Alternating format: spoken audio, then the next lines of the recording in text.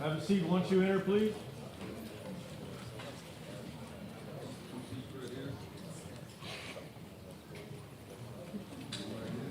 You got two over there, Paul.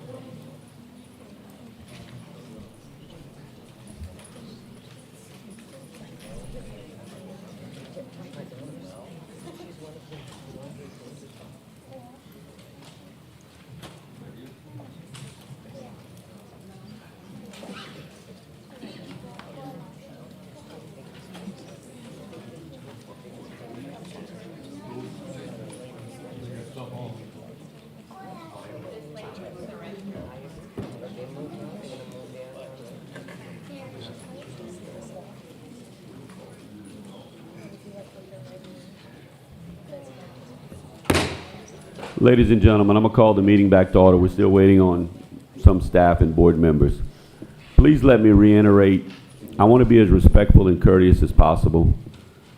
We are required to follow Robert's rules, and we can have the Attorney General come after us if we don't, okay? So I want to be as respectful and courteous. We're going to cut comment time down to 2 minutes, and I can't do that as the president. We're going to limit public comment. What we ask is, if there is a group of individuals that has the same message, please send up a spokesman. Because this can go on forever. We can be here till 7 o'clock tomorrow morning, and I don't know what that would accomplish.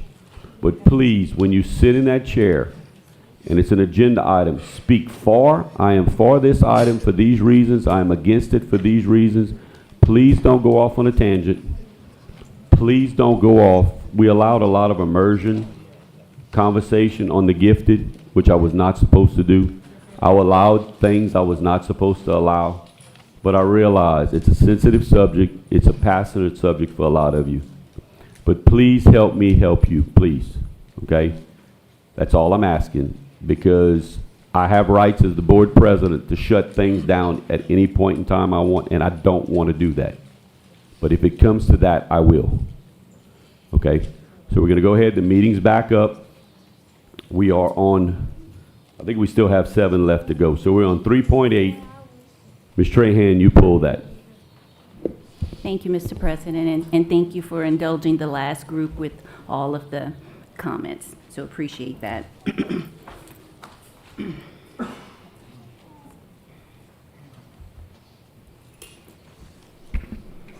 So I'd like to make a substitute motion to table this agenda item. We have a motion to table. Do we have a second? Second. Mr. Edmond? When a motion is made to table, there is no public or board comment. We go straight to vote.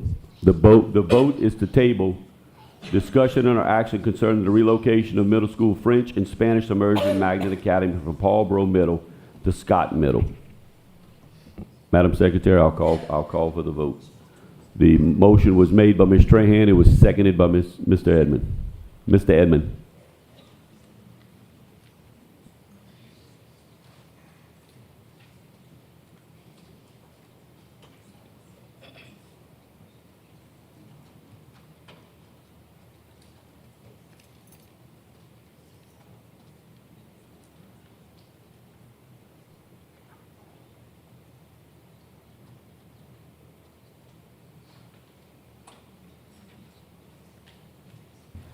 Three for, 6 against.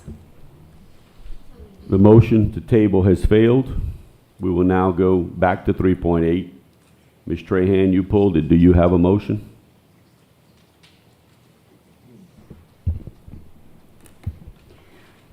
I recommend that the board does not approve 3.8.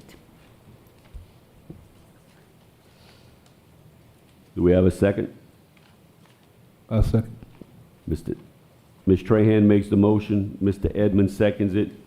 The motion will read that the board not approve the relocation of the middle school French and Spanish immersion magnet academy for Paulboro Middle to Scott Middle School beginning with the 2024-2025 school year.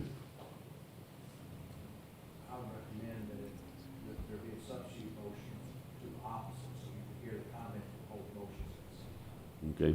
Would anybody like to make a substitute motion on top of this one?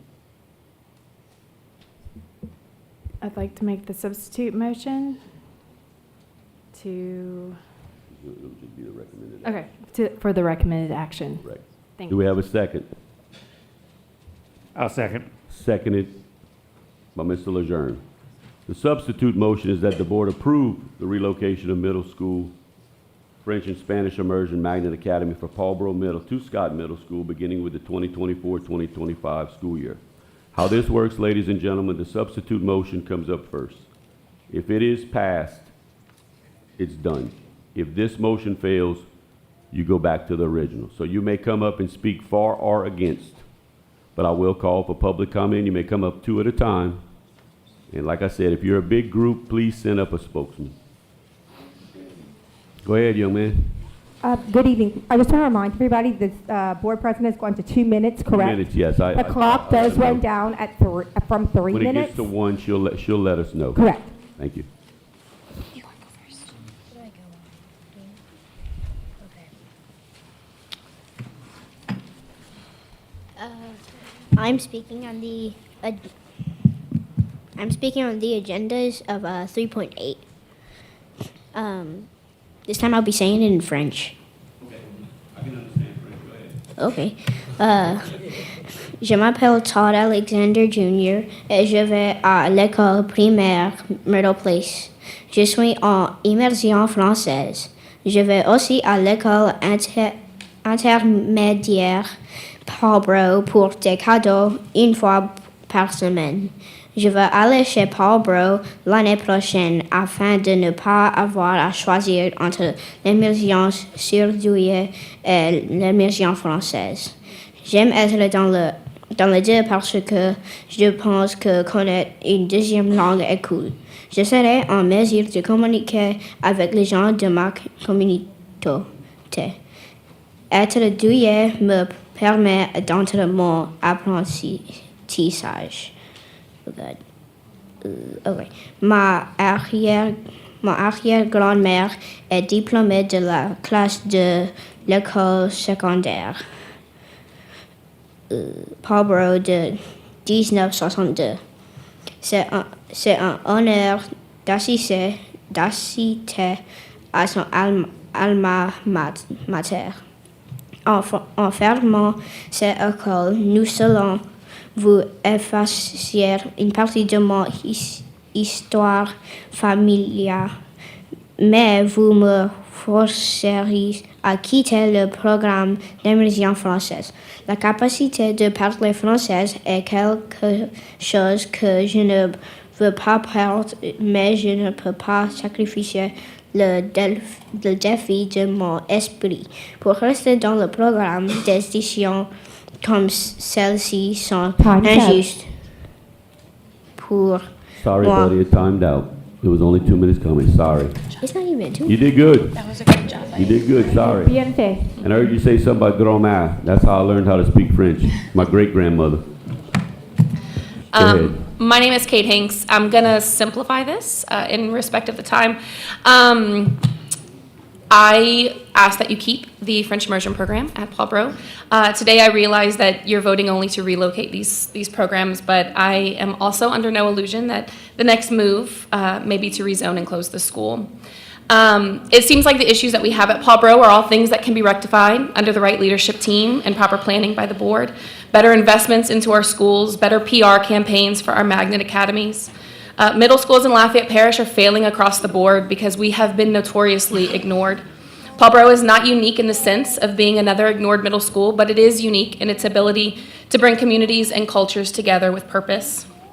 Not only do we not want to leave Paulboro, but moving the programs to Scott Middle almost certainly guarantees that my family will be unable to continue in the French immersion program. Despite our deep love for the program and what it means to my children's future, Scott Middle is nearly 40 minutes one way in the morning traffic from my house. When bus transportation is not guaranteed for magnet academies, and even when offered, it's unreliable at best, how can I be sure that we can continue in the program as a working parent with 2 other children to transport? Please allow your facilities planner to do their fair and honest due diligence before moving our programs. Voting to move this means forcing Sophie Hanks, Olivia Hanks, and Hazel Hanks out of the French immersion program. Voting to move this is a vote to give up on Paul Bro, and Paul Bro does not deserve to be given up on. Thank you.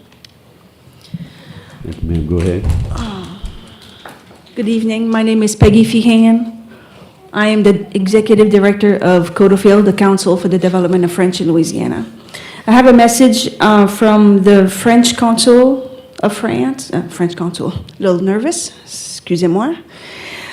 He emailed the superintendent and I believe the school boards, and I would like to read his message. We are against the move of French immersion from Paul Bro. Dear Superintendent, as a representative of France, deeply invested in promoting our language and culture, and as staunch supporter of immersion programs, I'm very thankful for your role in supporting as well those programs for many years. I'm writing regarding the future of immersion programs at Paul Bro, Westside, and Millowbrook. While I understand that such programs may pose logistical and financial challenges, I urge all parties involved to utilize the remainder of the school year for collaborative brainstorming aimed at finding solutions that ensure the continuation of immersion programs while prioritizing the best interests of our students. While I'm sure that the school system has considered many factors, I would like to strongly encourage scheduling for community input through town hall meetings and surveys. Signed, Rodolphe Sambeau, Consul Général. I echo personally, as the Director of CODOFIL, what the Consul is saying. Last week, we heard about this as a rumor, and then this week, it's a voting item. Can we wait a minute? We need time to discuss, to talk, to analyze, to visit, to revisit, to argue. This takes time, and I urge you to delay voting on this tonight. Thank you. Thank you, ma'am. Young lady, young man, you come sit down. Okay, as we know, I am a mother of a 7th grader at Paul Bro currently, French immersion. I called him just a second ago, and I said, what's your plan? Because it's your decision. What do you want? And he said, I want to stay at Paul Bro because I don't care about gifted that much. Mom, I'll repeat 8th grade math because that's what's going to happen. It's fine. I don't want to go to Scott Middle. We're zoned for Scott Middle. That's out of town to me. I got zoned to Scott Middle when I bought my house. It was Edgar Martin, but that's not the topic. I don't want to drive to Scott Middle. I will drive to Paul Bro. There's a difference. It's out of town. Plus, you're doing it after school of choice, after I made the decision where my other kid is going to middle school. I made his choice based on the Paul Bro decision. Because the decision to send and pick up my kid from Paul Bro, picking up because, sports, and I bring a lot of his teammates home too, who live in the neighborhood, because at night they can't walk home. So, my son still wants Paul Bro. He doesn't want to leave, not just because of him, but because it's not fair to make them go. It's not fair to the school. And I'm zoned for Scott, and I'm not sending any of them there. So stability sounds real nice at this moment, and so if it's not Paul Bro, then he has other options. But it won't be Scott. Thank you. Young man, come on up. Hello. How you doing? I'm Deshaun George. I came here with like a whole script written down, and to see people around here just walk out crying from the recent announcement that was made, I'm like, screw it. So the real question that I want to go off of is like, what can this do for Paul Bro? What can this do for the district? How can that benefit us? And it's like, I won't stop. I don't care if it does get approved. I'm gonna fight for it not to get approved. I won't stop because I won't let none of this affect us, because most of the time we're not like the main thought of. All of the students up in here, most of them are French immersion. Some of them are gifted too. All of this, to see that go away, like, that's a significant thing to Paul Bro. To take that away from Paul Bro, you're tearing Paul Bro apart from piece to piece. You're saying that we're not worth it. You're not giving us a chance to doubt what you're saying. You're not giving us this, you're not giving us that. Yes, you give us commentary on it, but you don't give us a chance to change this, that, or the third. You don't give us nothing. You just give us, or we look at our fellow board members, is this gonna be passed? Is it not gonna be passed? So with this time, all I really ask of is that y'all just look deeper and change your minds to let this pass. It might just fly past your mind. It might just go out one ear and the other. That's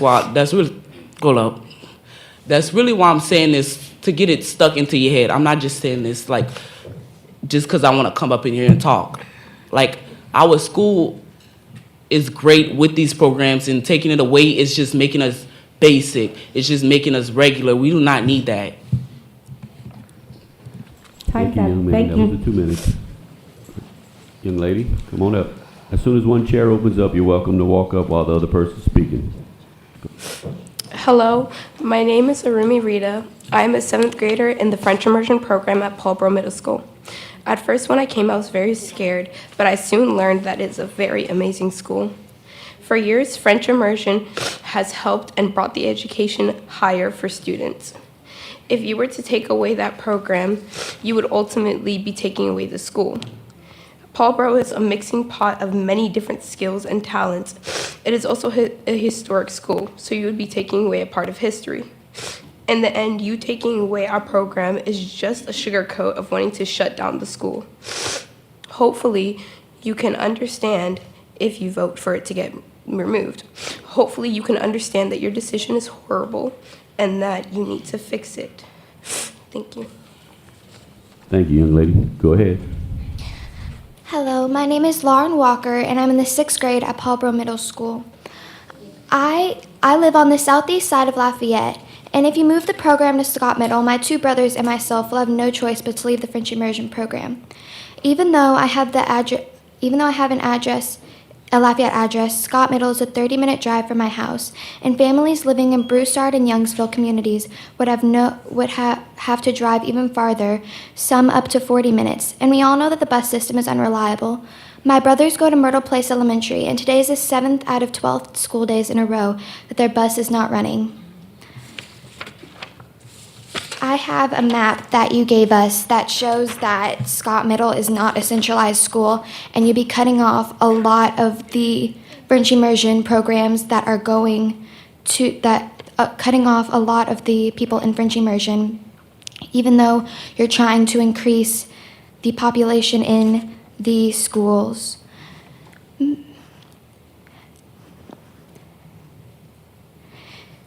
You always say that you have the students' best intentions in mind, but if you do, you would never make this decision to move the program. And if you do have the students' best intentions in mind, I beg you, please do not move the French immersion program. Thank you. Thank you. Come on up, sir. Go ahead. My name is Lena Self. I graduated from Lafayette High in 2022. I went to Paulboro for all of middle school. I was in the gifted program. I have so many wonderful and amazing experiences at Paulboro, and from the decisions that you all have made tonight, so many kids will not have those opportunities to have those experiences. If you cared about the students and their best interest, then you would take a look in the crowd of those kids crying, and you would have seen those kids hugging in the hallway, being devastated that they were going to be torn apart. For what?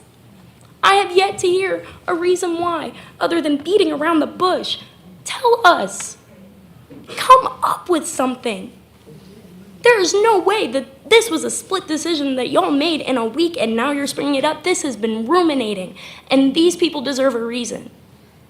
I love Lafayette. I'm from Calcasieu Parish. I grew up in Lafayette Parish, and I've cherished my life here. And I want to have a family here, and I will not. I'm sorry. It is heartbreaking to see where I want my future family to be go down like this.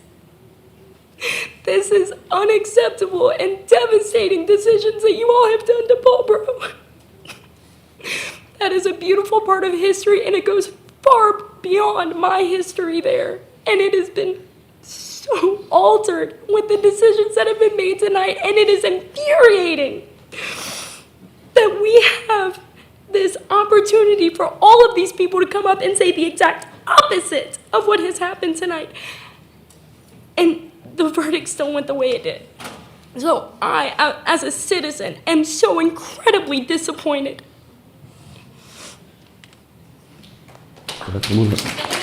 Once again, no clapping. First warning, no clapping. We've said it all night. Please, that's not the order of the meeting. Please. Go ahead, sir. Good evening, and thank you for allowing me to speak tonight. I am here representing Move the Mindset. As their president, my name is Dr. Francesco Crocco. And I just want to say that regardless of what happens tonight, I have been heartened again and again by the number of students who have come out tonight to speak on behalf of their cherished school. I think that whatever decision is made, you have succeeded in kindling a fire in these students that will hopefully never go out, and they will continue to fight for the needs of their community for the rest of their lives. Thank you for that. Now, I'm here to speak against moving the immersion program from Paul Breaux for several reasons. Number one, as some have already said, it threatens the sustainability of the program. Separating it from gifted forces a choice, and moving it to Scott is not a decision that a lot of families can support. They may just opt out because of the distance. But there are cascading effects that folks have also mentioned. Once the gifted and immersion are moved from Paul Breaux, we have an attendance problem that opens the door to closing Paul Breaux, and everyone sees it. It's been mentioned again and again. And that leads to the issue of resegregation. And that's a real threat, and I know that council members have discussed this, and you should be seriously concerned about legal action on that front. This is not a light decision on your parts. But there are other reasons to keep the immersion at Paul Breaux, and mainly that Paul Breaux is an historic institution that has served our community well. Folks have mentioned it was the first to serve black students. It championed the cause of desegregation. It's offered excellent programs in music, dance, robotics. 2 minutes. Is that time? Yes. That's time. Thank you for hearing me.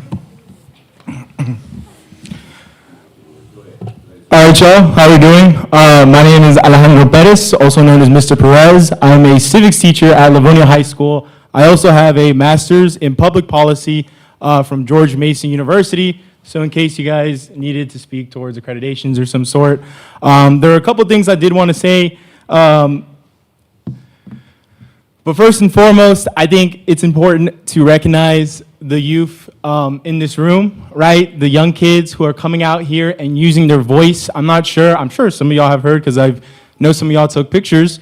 Como High School is one of the feeder schools for Paul Breaux. They have a national champion speech and debate team that's won several championships. Those kids come from Paul Breaux. As you can see from the voices that they're using in their speeches today. So those are strong voices that there are going to be future leaders in our community. And I think Mr. Hidalgo, if you excuse me, I believe you mentioned that some of our members were being a bit short-sighted.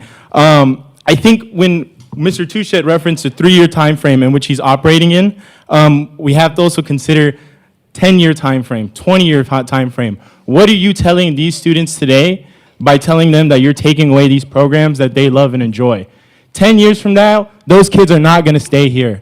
I look around at kids my age who are out of this state. Most of the kids I went to high school with at Como don't live in this state anymore. They say it's because of education. They say it's because of all these things. You are perpetuating this cycle by going along with the flow. When we talk about that, you are setting up the problems to its disaster. The 3 things you said for criteria that you would warrant the school closure, all 3 of those things will come true if you keep passing these policies. You take away students, it's going to be under capacity because you remove programs. You rezone for different areas. Thank you, sir. Sorry. That was your 2 minutes. Thank you. Excuse me.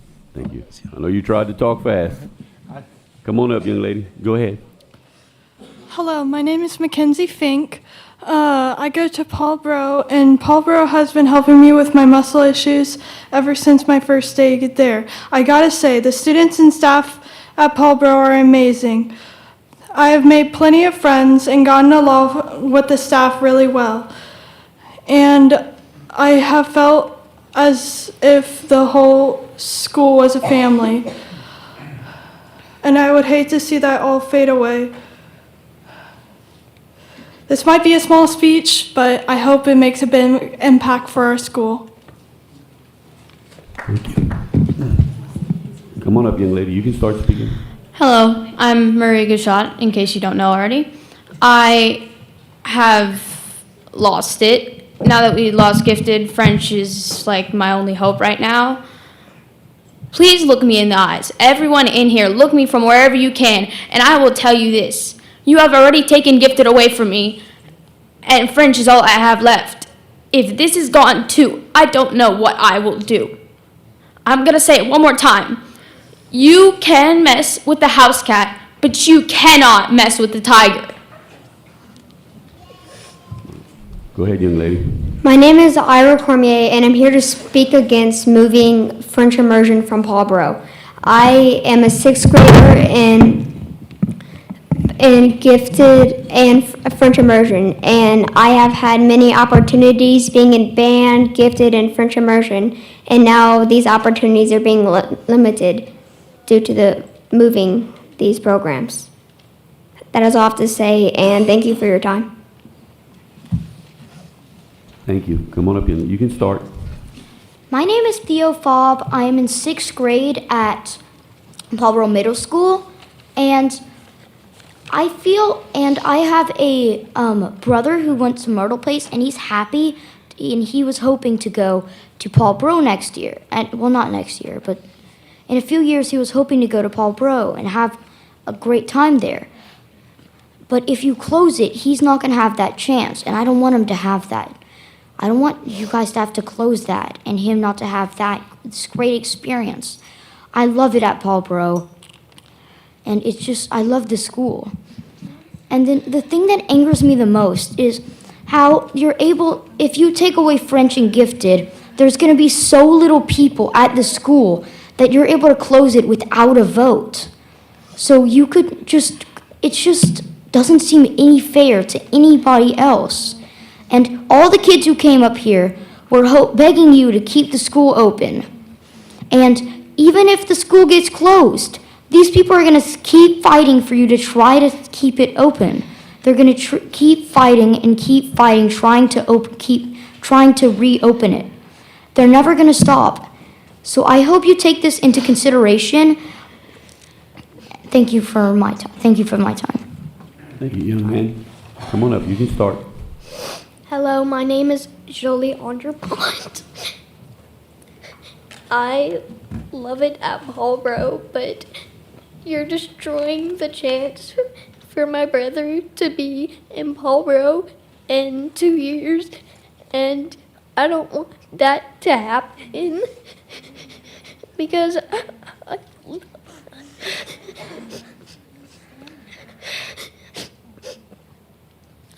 I love Take your time. I love it here at Paul Bro, especially the teachers. And my favorite is band with Eric LeBlanc. And he has offered this school or the band so many chances to have fundraisers or have fun and like lead Paul Bro for people to know us, and you're ruining the chance by shutting down Paul Bro. Thank you for your time. Thank you. Come on up, young lady. Go ahead. My name is Isolde Ansley. I'm a 6th grade. I'm a 6th grader at Paul Bro in French immersion. My grandfather has worked really hard to keep the French culture alive in our community. I'm proud to carry his legacy. Since my time at Paul Bro, I've made new friends and become a more confident student. I joined the crochet club and made the soccer team. If I have to restart a new middle school with new teachers and make new friends, it would be really hard. I have a good thing going, and I think a lot of the other students do too. Before I got to Paul Bro, I heard a lot of bad things about it and not being a good place. But now, having the experience to go, I can tell you it's a good place with good teachers and good people. J'aime mon école, c'est une bonne école qui forme des meilleures personnes. Merci pour écouter.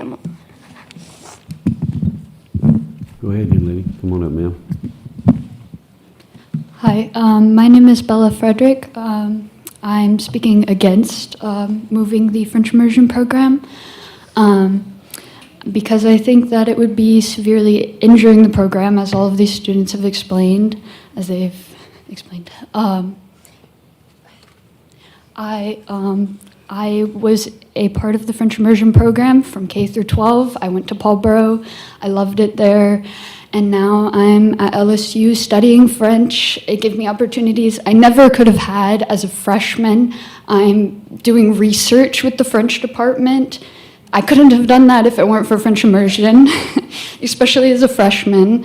And you're robbing a lot of students of that opportunity, so I hope that you hear their cries. I hope you listen to them. Thank you. Thank you. Come on up, sir. Go ahead, ma'am. Hello, my name is Chantel Dugas. I think I'm the only person here to represent the Spanish immersion. My kids are in the Spanish immersion 1st and 5th grade. My kids are very successful in this program and have thrived through this program.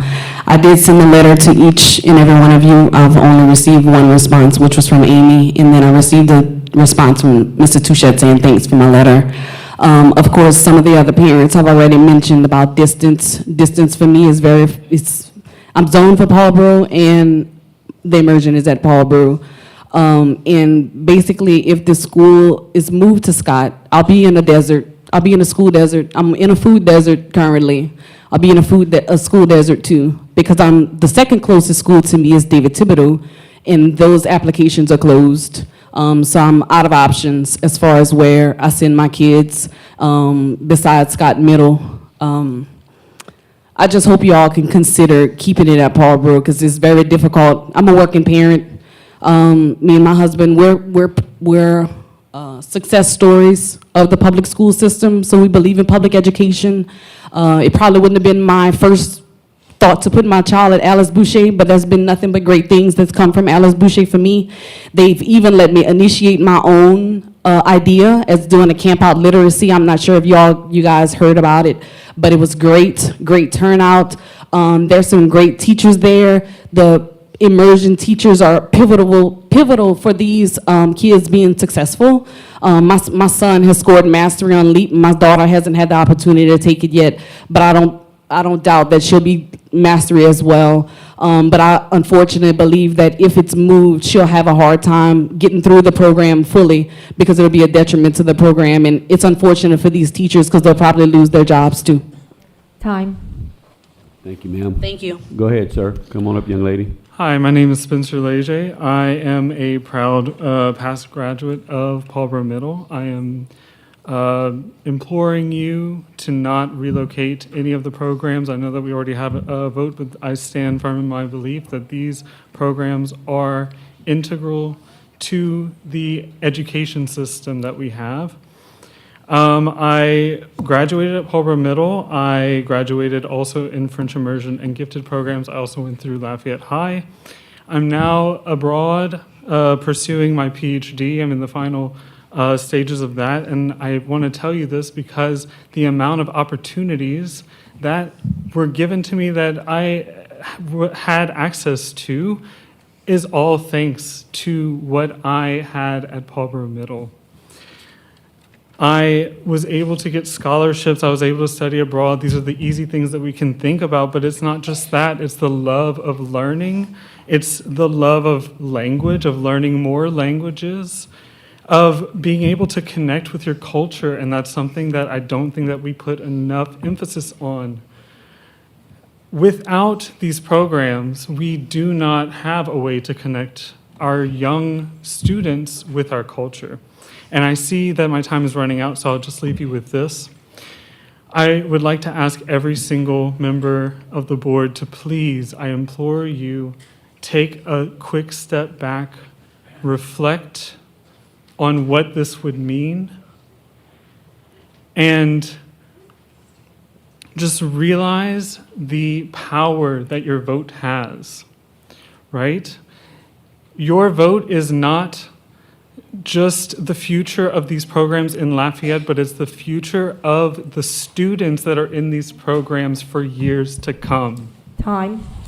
Thank you, sir. Come on up, sir. The young lady with the gray shirt will be the final, green shirt will be the final comment. Go ahead, ma'am. My name is Erin Broussard, and I am voting against the relocation of the French immersion. I am against the relocation of the French immersion program to Scott Middle from Paul Bro, as I was against the relocation of the gifted program. I would like to speak from an observer's perspective. As an observer who taught itinerant in the school system for 12 years, at all but 2 of the middle schools in the parish, but consistently at Paul Bro for the last 12 years. And as an observer, I have seen the school go through 5 different principals in 12 years.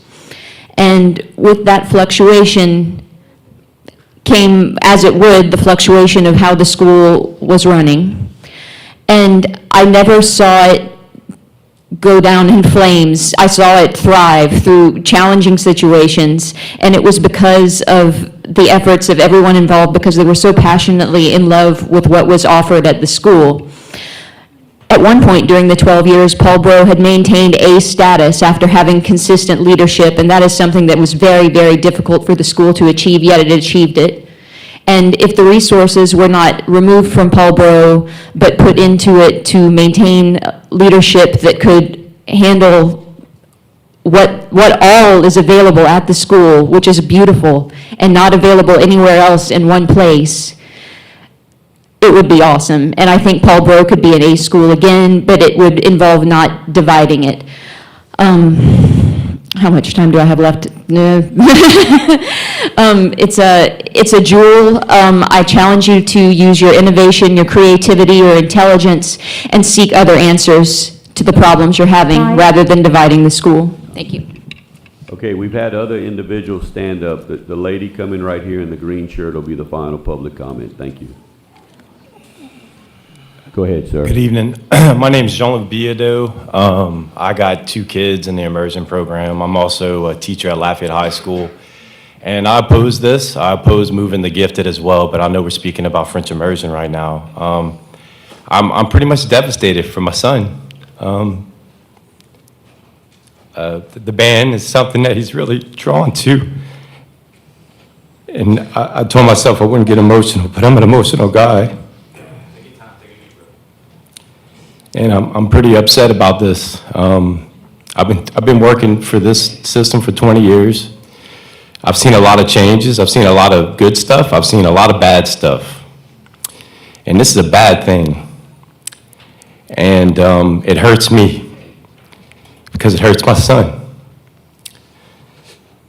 So with all that said, I think grandfathering these kids in or something, phasing this, rushing into something like this is not, it's not good. It's a new board. We got a new guy at the head. I mean, we got to slow down a little bit. And look, you had a chance to do the right thing with the gifted program. You have a chance to do the right thing with the French immersion program. And I'm urging you, please do the right thing. Do not gut Paul Bro. It's worthy, it's worth saving. It needs love, it needs good leadership, and it needs people to be confident in it. And what we're doing right now, what's going on at this board meeting, is showing zero confidence in that. So again, I'm against moving this program. I'm pretty disappointed. Actually, I'm very disappointed. Good night. Thank you. Come on up, young lady, you may start. My name is Lauren Betzel. I have a 6th grader at Paul Paul Bro and a third grader at Myrtle Place, so we plan to be there for 6 years. I, along with several other mothers, have been working with Mr. Touchet before he was even hired since August. And we had Dr. Lyons in place right away. Changes were going great. We, as a matter of fact, secured 30 out of 34 students from Myrtle Place coming over to Paul Bro. That's an improvement. That is not going downhill. That's coming up. That's without any funds that we've been talking about. Y'all taking away all the funds. We are improving. You see all these people mustering up all their courage, and myself included, to speak to you people, to bring everything we got. You see this community. Why not embrace this community? They would forgive all of this. It doesn't have to be like this. What will people think in the world? You said you're a world traveler. What will they think when you go out in the world and they hear that you've closed the school that is the cultural center of our town? People come to Lafayette for tourism, for the festival.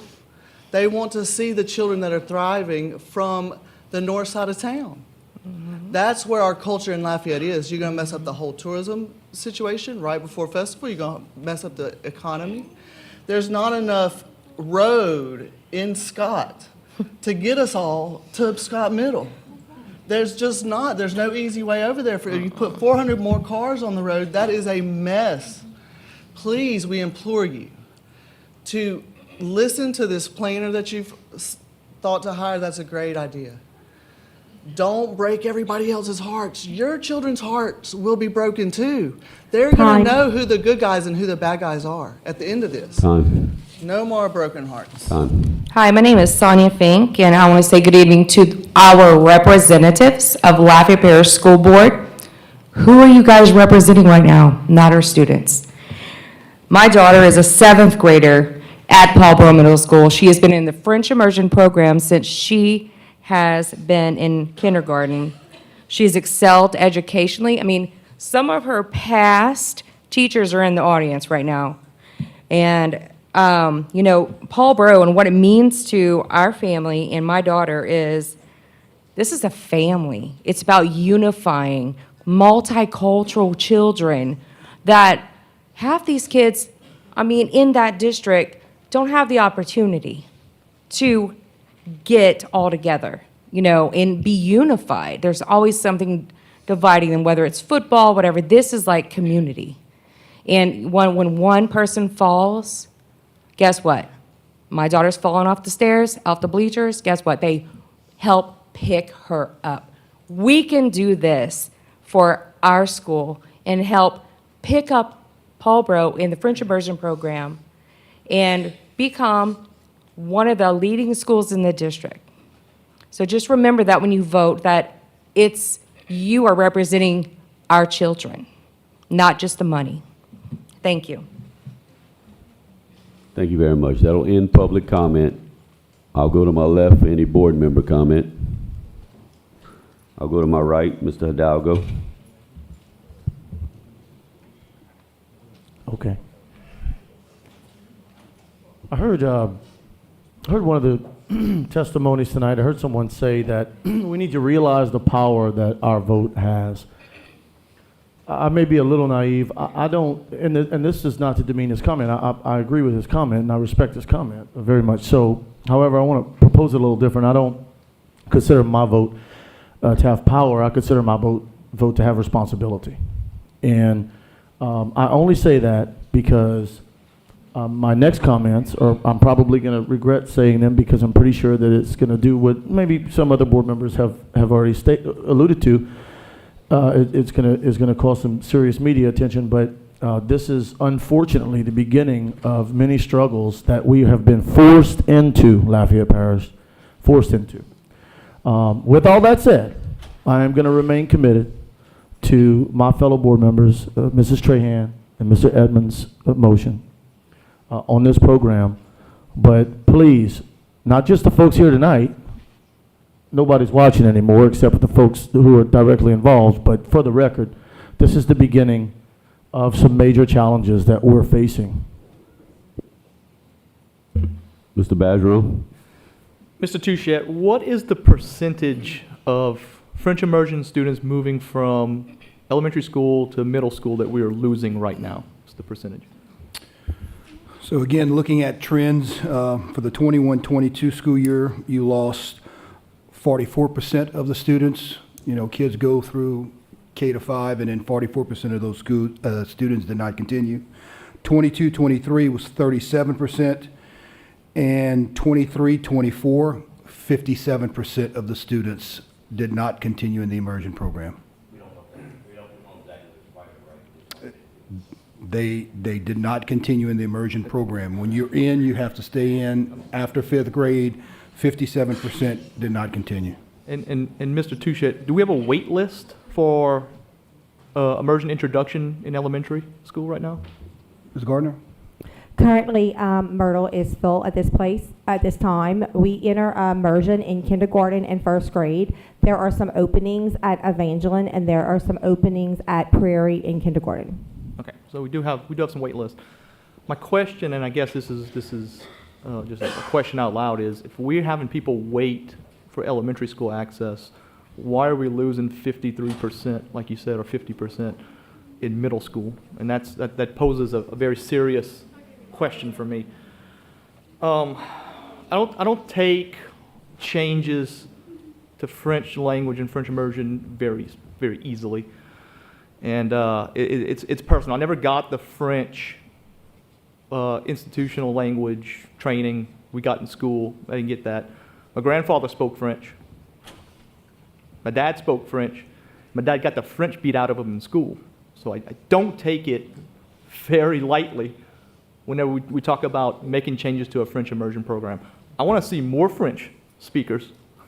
I do. I work for a French-Canadian company, and I can't even communicate halfway with my colleagues because I'm a lost generation. My child speaks better French than me because of changes made to a French program that cause detrimental effects. So trust me when I say I don't make a change, or I don't even envy a change to a French program, but I want to make sure we make a right decision to strengthen a program.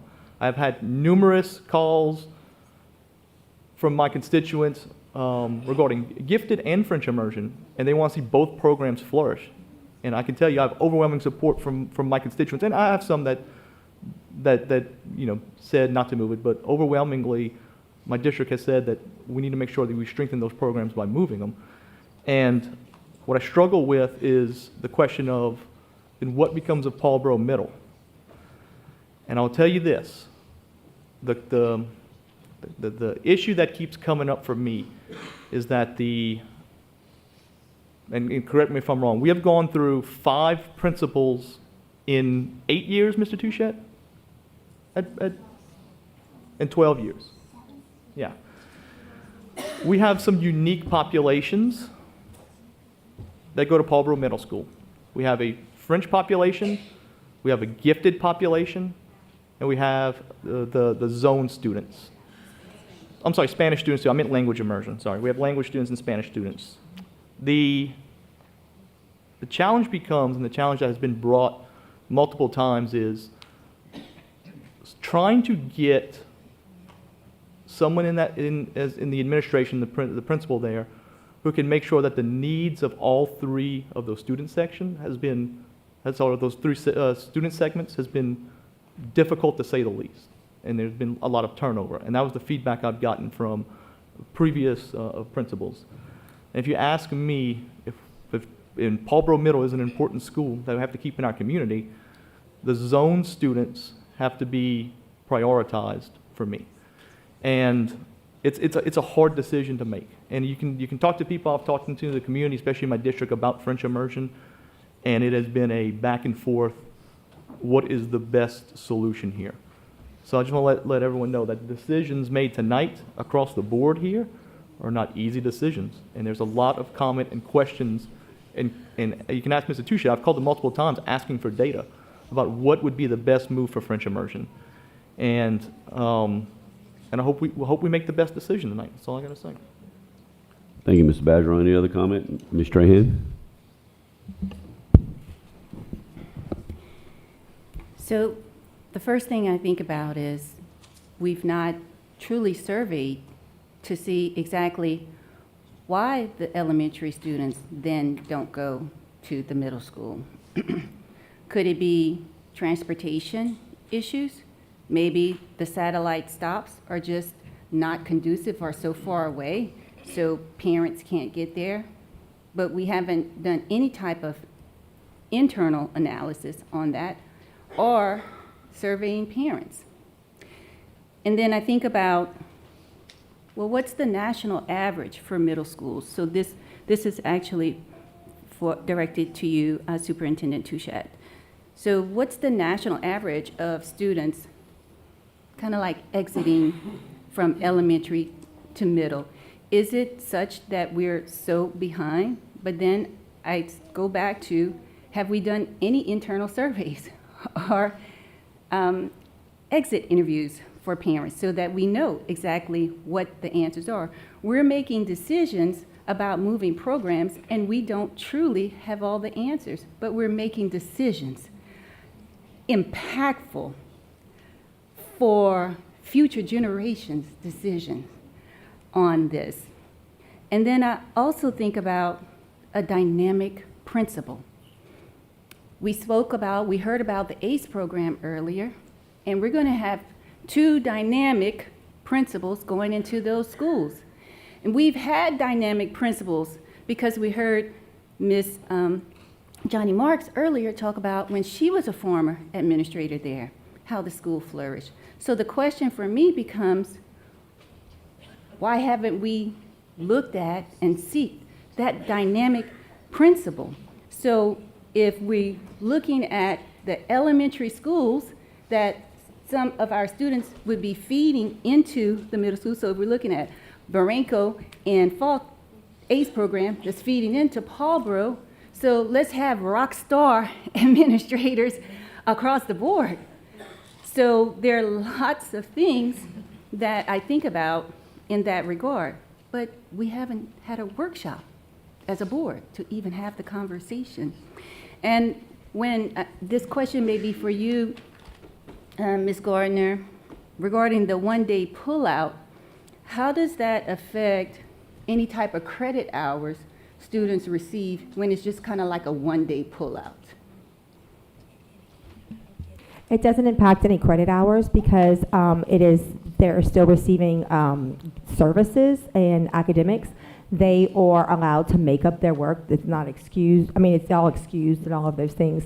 They usually receive their work prior or they get it when they get back. Okay, thank you. I guess the information that I was told was inaccurate, but I'll follow up on that so I can do fact check. And the last thing I want to say is all students, I look at all students as priority number 1. If you bring in that dynamic principle is going to address the students that are zoned, the gifted student, and the immersion students, both Spanish and French immersion. And then the band that we talk about, that we've heard so much about, then all of that could be the melting pot for such a cultural center in Lafayette. Thank you. Any more board comment? Hearing none, Madam Secretary, I'll call for the vote.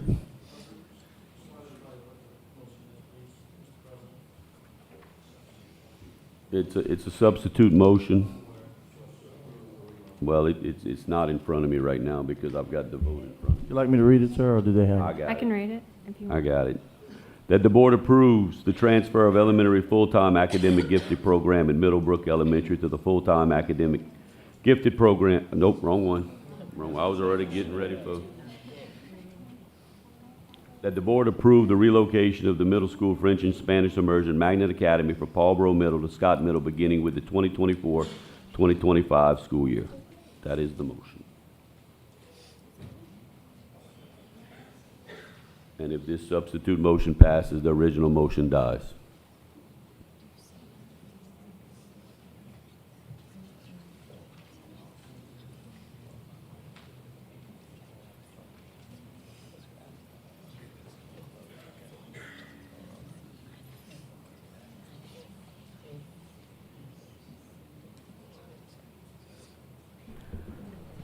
5 for, 4 against.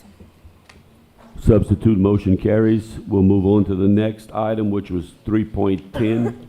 Discussion and or action concerning the transfer of the elementary full-time academic gifted program at Corporal Michael Middlebrook Elementary School to the full-time academic gifted program at Woodville Elementary. Ms. Trahan, you pull this item. Thank you, Mr. President. I would like to submit a substitute motion that the board table this item, the 3.10 item. We have a motion to table. Do we have a second? Second. Seconded by Mr. Hidalgo. There is no discussion on the table. I call for the vote.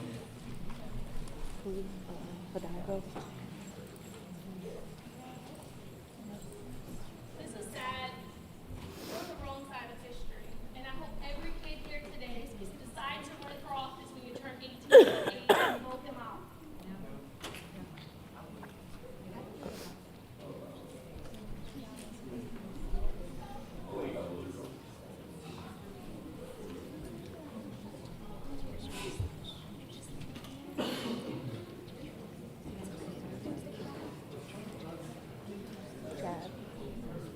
Oh, got him.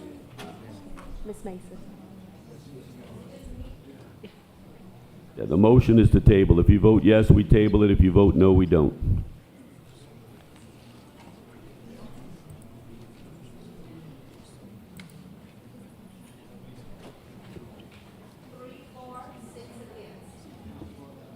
The motion will not be tabled. We will move forward. Ms. Trahan, you pulled it. Do you have a motion?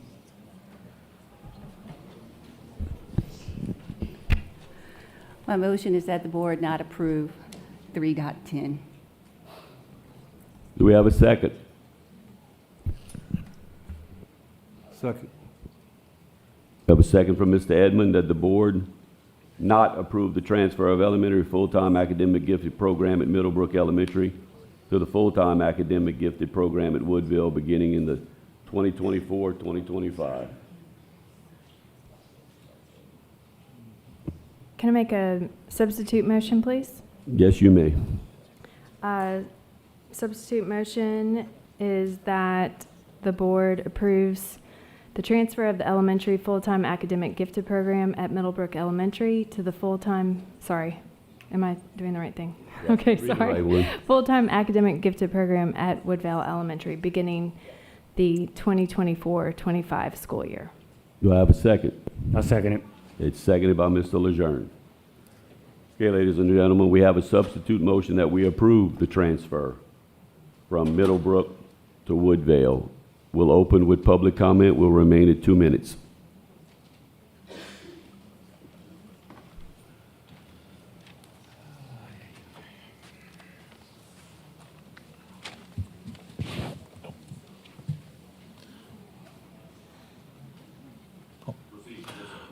My name is Billy Hebert. My son is Wyatt Hebert, and he is in the gifted program, and he also has autism. He cannot handle the overstimulation of higher numbers of classmates, and basically the entire school has come around to help his environment. The smaller classes help him to receive a less stimulated learning environment. His disadvantage may not be an inability to be transported to a centralized school. However, teachers and administrators at Middlebrook have taken the time to understand his needs, and everyone at the school knows Wyatt's name. When he gets out of my truck in the morning, he's greeted with, "Good morning, Wyatt." And when he gets in my truck at the end of the day, whoever opens the door for him says, "Have a great day. Have a great rest of your day, Wyatt." They have molded an entire environment for him to be successful. This idea will set him back tremendously. We honestly don't know if he will be capable of handling that much change and still be successful. Just like other students have financial disadvantages, his social disadvantages must be protected by the so-said vision of the Lafayette Parish school system. which basically says that the Lafayette Parish school system will continue to provide excellence in education for all students. Now, there's also been instances of his behavior that over time has taken a long time for the administration to get a handle on, and we're still trying to figure it out. The amazing way that this will set everything back, it just Time. teaching everybody else how to do what he needs. All right, sir, that's the time. Appreciate it. Anybody? Next, come on up. You can, young lady, y'all can both sit, yes. I just want to ask y'all to keep the gifted program at Middlebrook. It is an excellent program. The school is an excellent school. I've had kids at my own school. I've also had a child at Orca. So I do have experience with multiple schools within the system.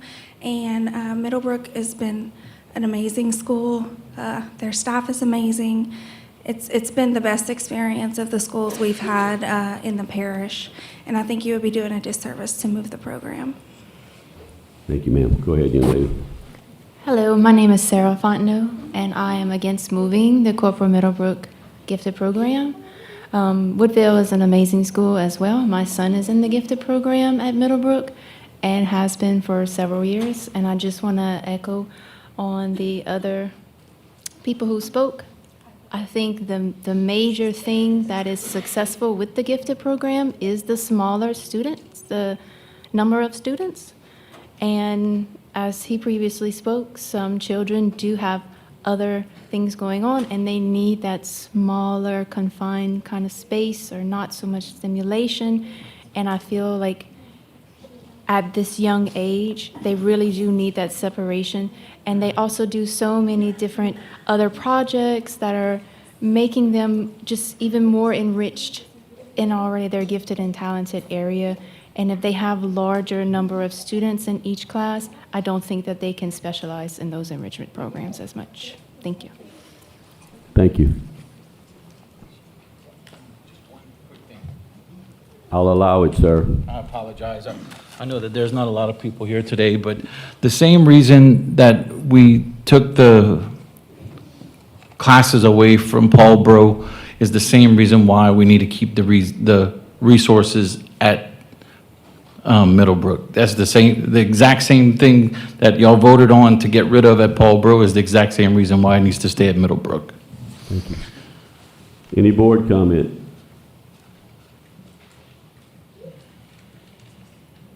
Okay, before I call for the vote, I will mention one thing. I have the numbers in front of me.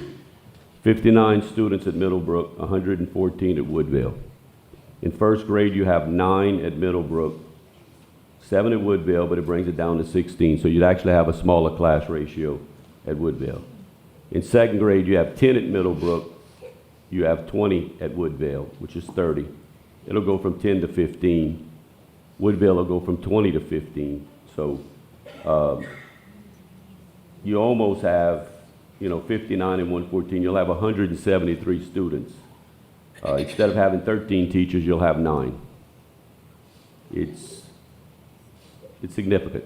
So that's just some numbers I wanted to put up. And I'd like to ask staff, the attachments we have in future meetings, and we would get these put up behind us while we're talking about the agenda items. I think that would really help the public to see what we're seeing. Because when you see us look down, one, I have a screen that shows y'all, and one, I have my computer screen. So when you see me look down, I'm not looking at you. But Madam Secretary, I'll call for the vote. Go ahead. Can you clarify? I think that was confusing. Just the ratio, the last ratio you read, because it sounded like. I was just. Yeah, Jennifer, can you just give us the average ratio that we're going to have per student per grade? It's on your attachment. Yeah, I just wanted to, because I think we went through a lot of numbers. I just don't want everybody to.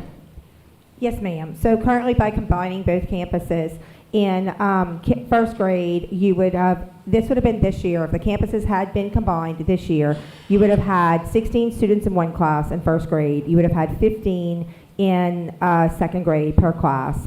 In third grade, you would have had about 22. In fourth grade, you would have had 18. And in 5th grade, you would have had 24. The ratio is 27 to 1 by staff allocation adoption by the board. Thank you. Madam Secretary, I'll call for the vote.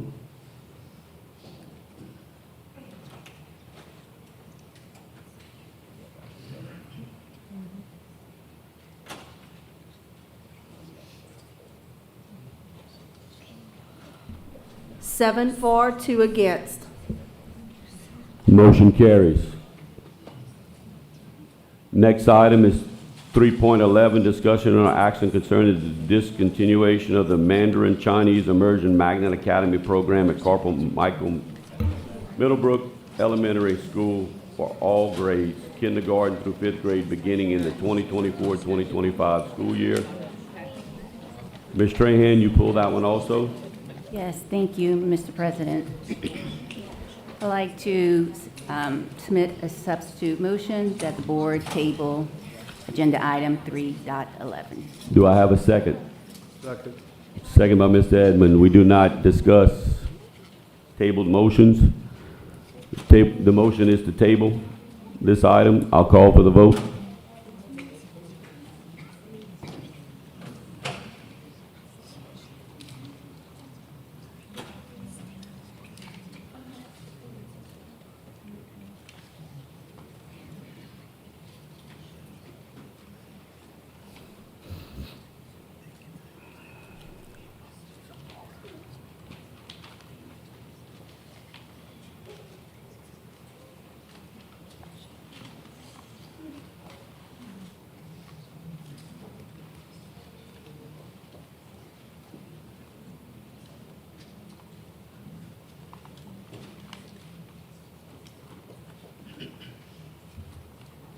While we're waiting for the vote, ladies and gentlemen, it's getting very late. If the majority of you have the same message, please pick a few spokespersons to speak for you, if you don't mind, please, so we don't have to cut off public comment.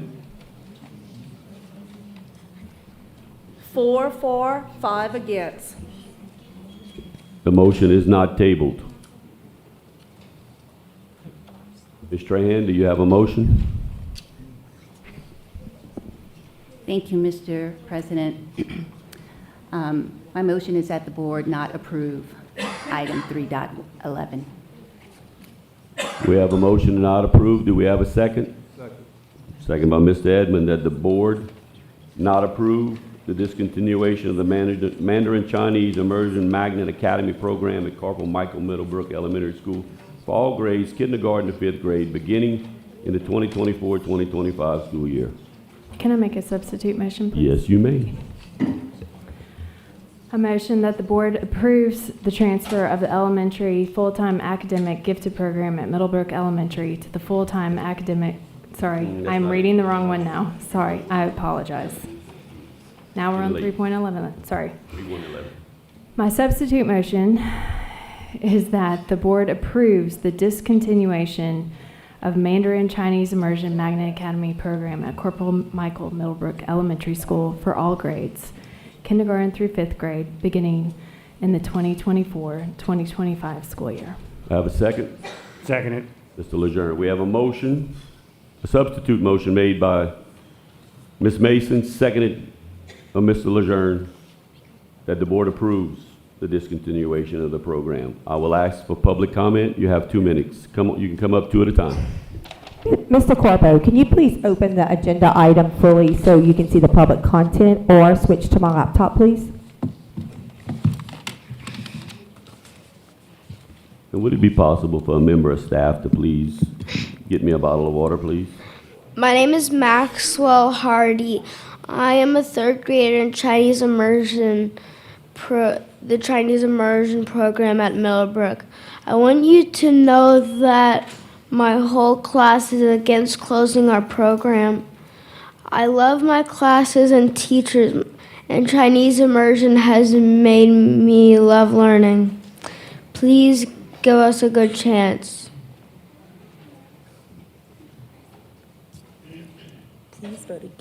Please vote against the motion to close the Chinese immersion program. Thank you, young man. Go ahead, young lady. So, my name is Melissa Hardy, no relation. So, I just have a few things to say, and I'm going to start with the fact that my 8-year-old son, who shall remain nameless, hasn't been able to sleep for the past few nights. He gets up every 2 minutes asking me questions like, what's going to happen to me? Where will I go to school? What's going to happen to my teachers? I'm worried about them. I know Miss Meow and Miss Guo might have to go back to China. What does that mean for them? And then the kicker was, Mom, it feels like by closing this program, what they're telling me is that all of the hard work that I've been doing so far in school is garbage. Why don't the adults understand how hard we've worked and how important this is to us, how much we love our teachers and everything? Why would they do that? So on his behalf, why? Mandarin is the most spoken language in the world. 20% of the people on the planet speak Mandarin. That's 1 in 5. I chose to put my child in the Mandarin immersion program to give him the tools that he can use to be successful in business, as a translator, to represent our country, or whatever he chooses. But the most important thing I wanted him to receive were the benefits of learning a second language in an immersion environment. But because he's a 3rd grader in the Chinese immersion program, if it's closed immediately as planned, he has no other immersion options. He's cut off. He's not allowed to move to French or Spanish and will no longer be able to benefit from that. I want my child to continue to benefit from the unique cognitive and developmental advantages that only Mandarin offer.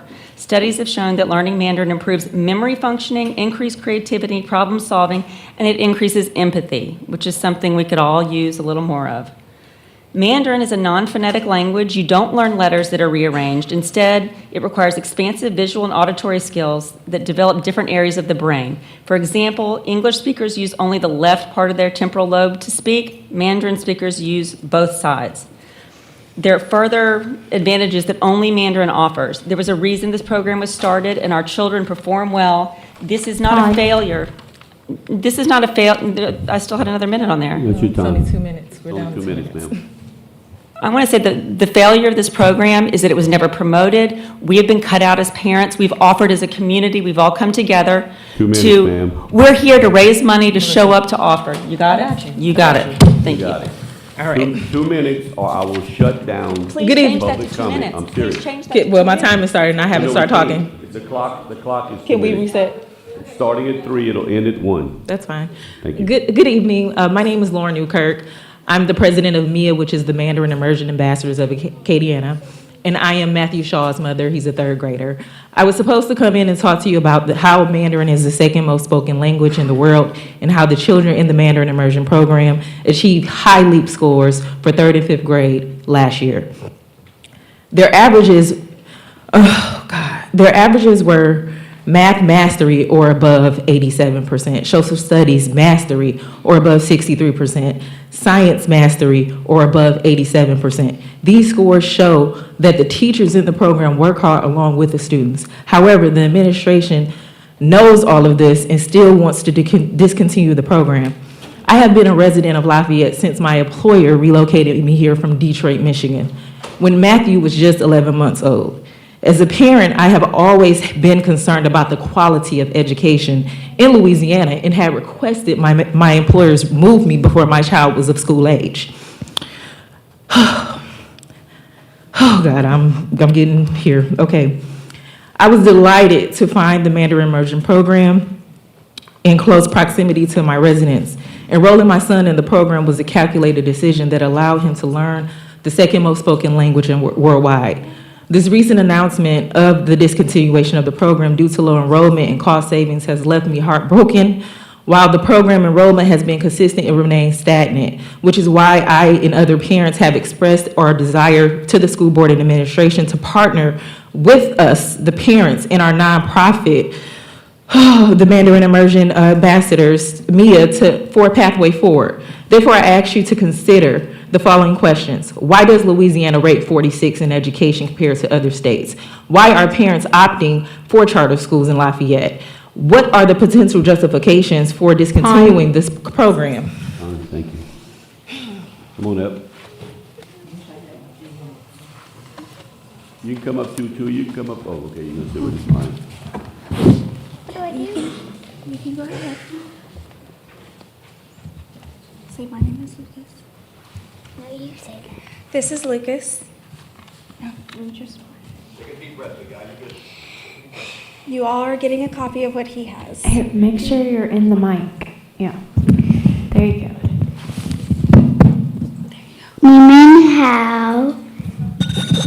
Ni mình yao bu yao gun woman one tray. Ni men hao dui bu chi woman bu gun yao one tray. Woman yao chu shen shang wan. Ni men yao bu yao gun woman one ichi chi. How woman gun Neiman Ichichi Tabu Yao gun woman Ichichi one ma Tashu woman the ponyo Kushu Jing Tian Tabu Yao gun woman Ichi woman one Ta Yao Ika and Zai Wan Hua Ta Ye Gun Woman Hao Ichi Chi Shin Shang Wan Hao Bu Hao Taman Yao Gun Woman Ni Men Yao Wan Shui Yao Bu Yao Wo Bu Yao Wan Shui Tamen Yao Gun Woman Ichi Wan Ni Yao Bu Yao Lai. So, Lucas joined the Mandarin Immersion Program this year in first grade. So he has been in the program for 7 months. And as you can see, what he just read was what you have in front of you. That is what this program is done for him in 7 months. I plan to speak about the benefits of learning a second language. I plan to speak about all of the facts about what Mandarin is. Everything tonight has been said. It has been said by parents. It has been said by staff. It has been said by Mrs. Trahan up here. So I just feel I'm not going to waste any time to repeating any of that for y'all to hear again. I'm just wondering, why is no one discussing a path forward that would compromise versus just ending the program? As the previous parent up here just said, ending this program essentially ends all of our kids' paths into another language program. So they would lose that benefit as a whole forever.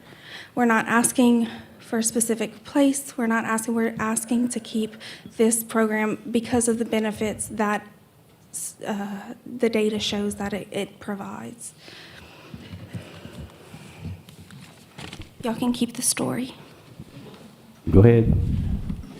Hi, my name's Kennedy. I'm in third grade Chinese immersion. My teachers are here from my past and the teacher I have now. This is my mom, and I would just like to say, if you are going to close the Chinese program, we are all going to fall in our Chinese immersion, and I'm one of the kids in my class that learns Chinese very well, and you can try to take away something, but you can't take away Chinese immersion. Chinese immersion can help other kids and other people in this world, and I feel bad for the people who are going to lose Chinese immersion from kindergarten. My classmate Abby, her sister is in kindergarten, and she just started a few months ago, and now she's going to lose Chinese immersion if you close it down. I can speak Chinese for you if you want to hear, but just don't close down Chinese immersion. We need Chinese immersion. It helps us. It helps us learn throughout the day. And my teacher here, Miss Gua, and Miss Meow, and my kindergarten teacher, we're all here to speak on behalf of Chinese immersion closing down, and I don't want it to close down. If Chinese immersion closed down, I would have nowhere else to go. I want to learn Chinese immersion. The only place I can learn is Chinese immersion. 你可以关掉 Chinese immersion， 可是你不可以关 'cause your woman yelled the. If you want, you can close it down, but just don't. We need it. It helps us learn. Our English teacher, Miss Bell, she's one of the best teachers I've had this year. And so was Miss Konikoff. And I just love my teachers. Please don't close Chinese immersion down. Thank you. Time. Okay, so that was Kennedy Jones. That's my daughter, the CEO of my life. I had no idea what she was going to say. She just was adamant about coming up. Anyway, I sent you guys an email, all of you except for 2 of you. So I'll just read it because nobody responded. But anyway, are you all familiar with BRICS? BRICS. The acronym stands for Brazil, Russia, India, China, and South America. Just bear with me, I'm going somewhere with this. These emerging economically influential countries have decided to unite and create a currency backed by precious metals that is in direct opposition to the US dollar and Western influence. China is part of this. Irregardless of how you feel about China, it is an economic superpower on the move. The U.S. is up to its eyeballs in debt to China. It owns our debt. And China is recolonizing Africa as we speak. And efforts are being made in Jamaica as well. I did not wake up one day and say, Chinese immersion, oh, how cute, I think I'll try this. Foreign language is important for any child of mine. You just saw her. I also knew that from a very early age, my daughter would need challenge built into her curriculum. I don't know if y'all picked up on that. Based on all of what was previously mentioned, that is why I chose Chinese immersion for her. My decision was purposeful. The program is an opportunity to give her a competitive advantage in life. Being fluent in the language, combined with her intellect and charm, will put her in the room with power brokers on the world stage if that is what she one day chooses. And I, as a mother, I'm very proud to give her that opportunity, and LPSS has also given her that opportunity, but are threatening to take it away. Her teachers tell me that she has a gift for language. They're here, they can confirm that. I believe them. This Christmas holiday, we went to Mexico and San Diego for 6 days. She spoke Mandarin 5 out of the 6 days we were gone. We were in Mexico. She was speaking Mandarin. Hotels, restaurants, all of it. On the planes. Okay. Time, ma'am. Sorry. All right, ready? Go ahead. I'm Dr. Justin Trosclair. I spent 5 years in China working at a hospital. Everyone has received my little 5-page document. Thank you, Superintendent, for actually responding. I know when we hear China, we can think political, and we can have some negative undertones, but what we're talking about here is Mandarin program. It's political neutral. We're talking about educating Americans so that they can be equipped to translate, interpret, rule the business world for pro-America stuff. Schools across the nation, they have immersion programs, whether it's French, Spanish, Mandarin. They have an increase about 20% in all these scores of English, math, and other subjects. So in reality, we should be expanding programs so we can get better scores, which should in turn give the state and the district more money. Again, there's 14 scientific journal articles in this paper. One of them is from Louisiana, one's about Mandarin, and then it actually raises up lower socioeconomic status, so these poor kids can actually better in school, which I thought you guys would want to know about. So it's a win-win. And changing schools, we're open to whatever. We can combine classes and make the kindergarten and first grade together. That way you have less teachers to pay, and then the program doesn't disappear. Maybe we just fade it out after the kindergartners this year, or we transfer to a new school. We're open. Let's compromise. So with that, there's lots of resources on this as well. There's places like North Carolina that have been doing this for 20 years. It's thriving. All you have to do is reach out, and there's programs actually that you can learn from as well as from that, so you don't have to do it yourself. Let's not recreate the wheel. And again, Louisiana, man, we're the 41st worst in education, so if we have programs out that can actually increase us and make us better, why not do it? Why not lose people to charter schools and go in private schools or going to Texas when they graduate? So again, I was going to vote for tabling this.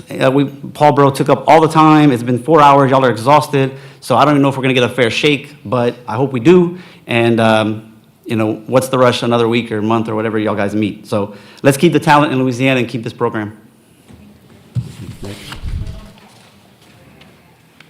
Go ahead. Hello, my name is Precious Hodges. I have 2 boys that are in the Mandarin Immersion program at Corporal Michael Middlebrook. My oldest is 10. He's in 5th grade. He's been in Mandarin since he was in kindergarten. A lot of these people that you see here, they're teachers. They had my oldest son, and now they are currently having my youngest son. I think it's unfortunate because we definitely wanted to give my younger son the equal opportunity. We resisted the draw of, ARCA is the one you hear about all the time now, charter schools. My husband and I are products, we're Mississippi transplants, products of public school. We bought our house about 12 years ago and only heard about the Mandarin program from other families and other kids on some of the sporting teams that we play on. So I guess what I'm saying is that most of what we have here is grassroots. It's our parent organization, it's the teachers. And so if we felt like if we had a little bit more support from administration, even at the school level, when we started, we went through COVID, we did distant, we did computer learning, we did all of the things.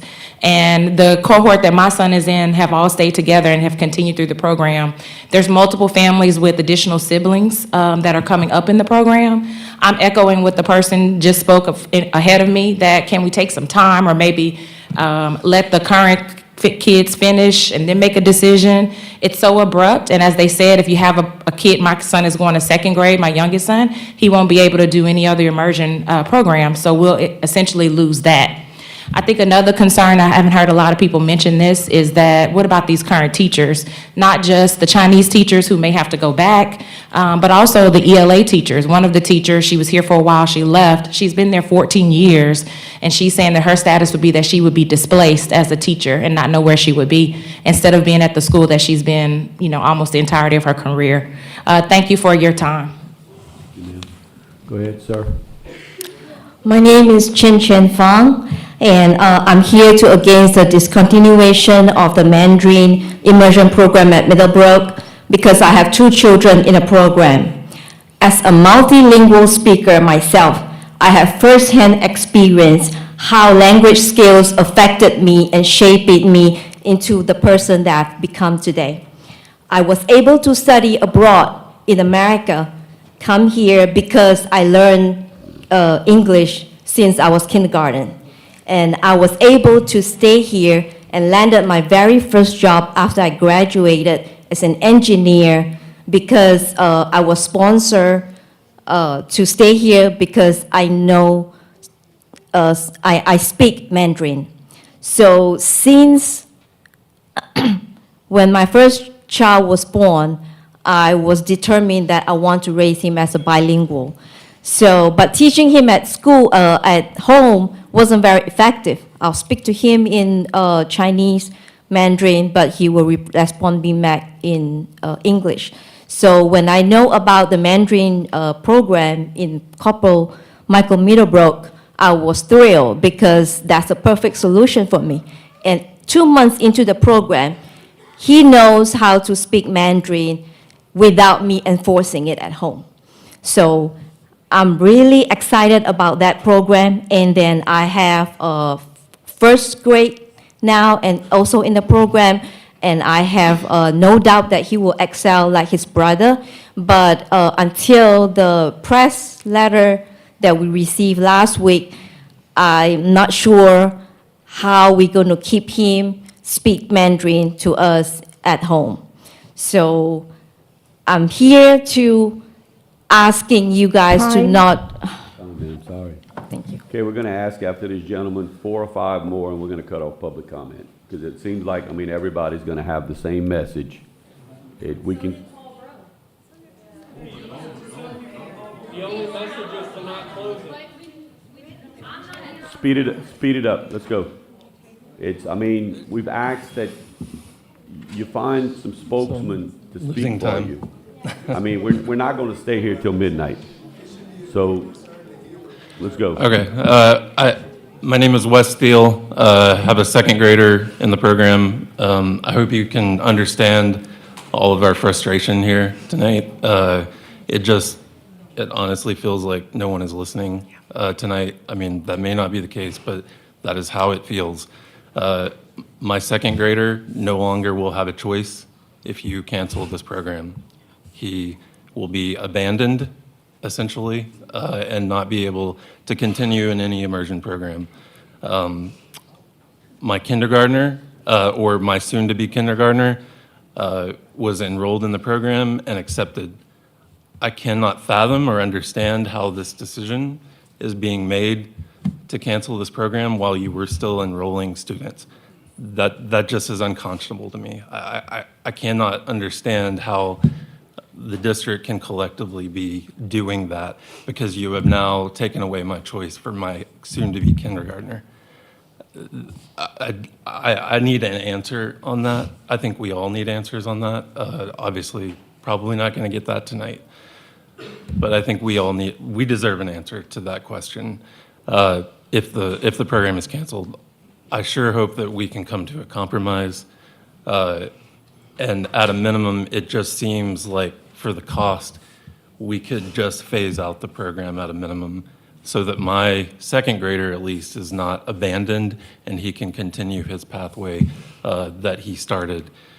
I will say just to end that for every year that my son has been in LPSS, I've been told by my peers who are in private schools and charter schools that he should not continue.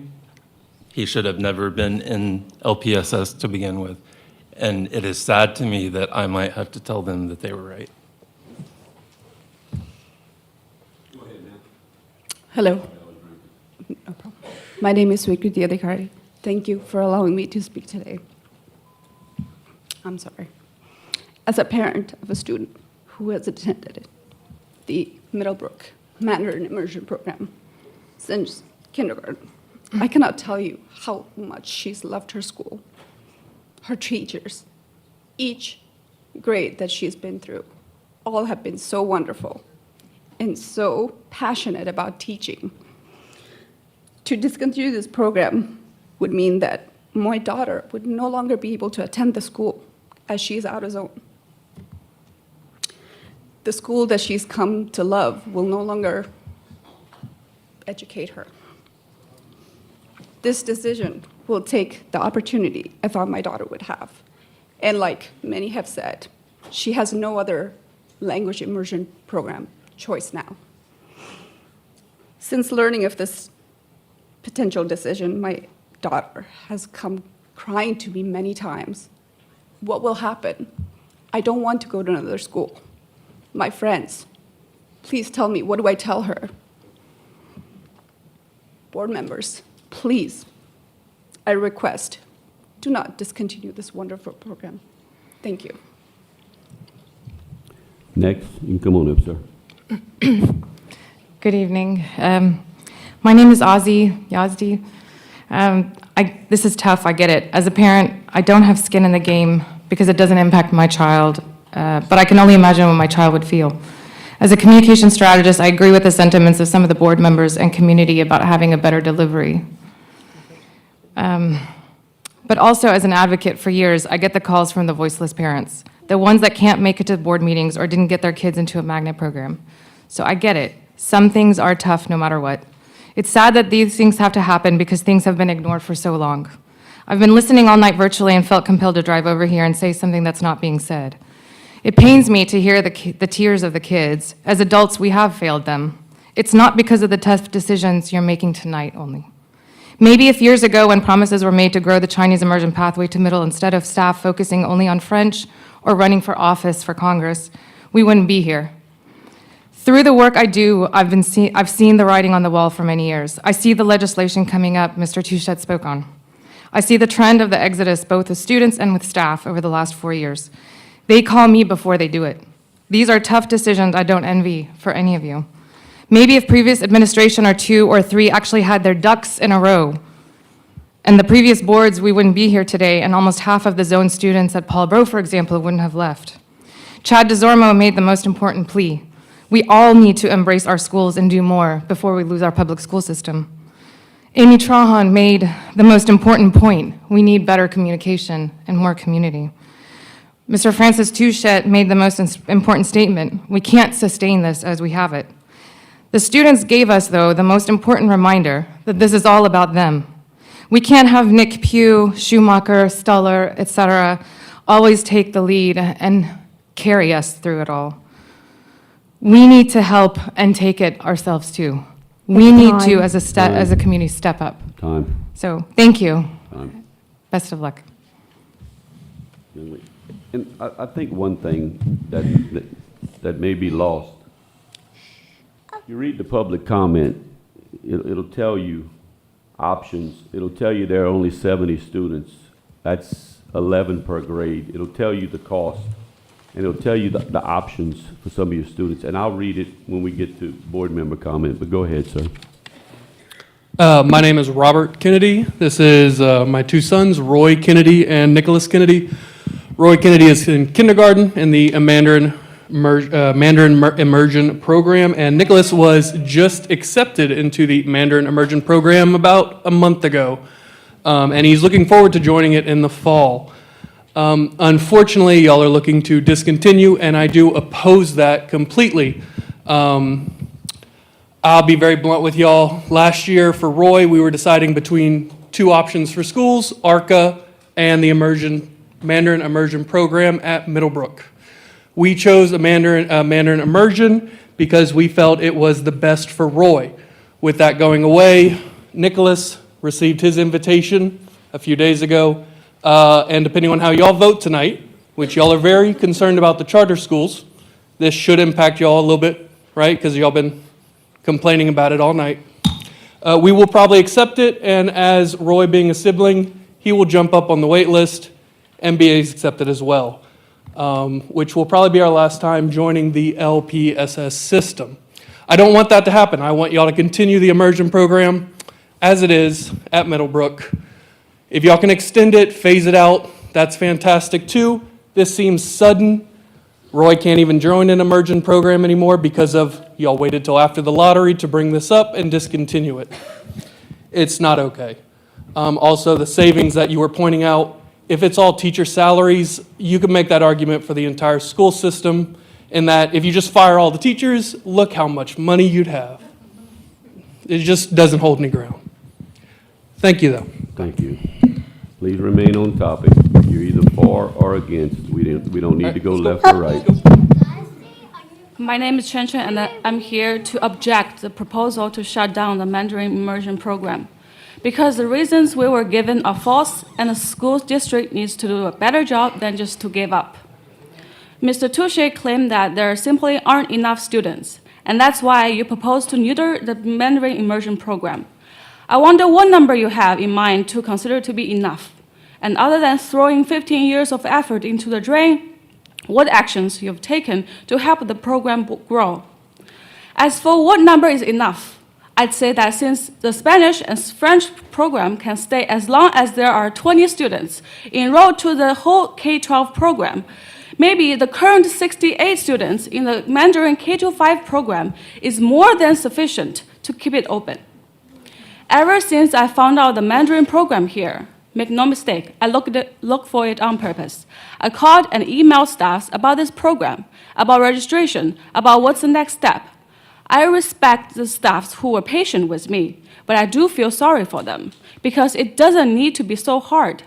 If you all can put yourself together, actually do something for the program instead of doing nothing for it and everything against it.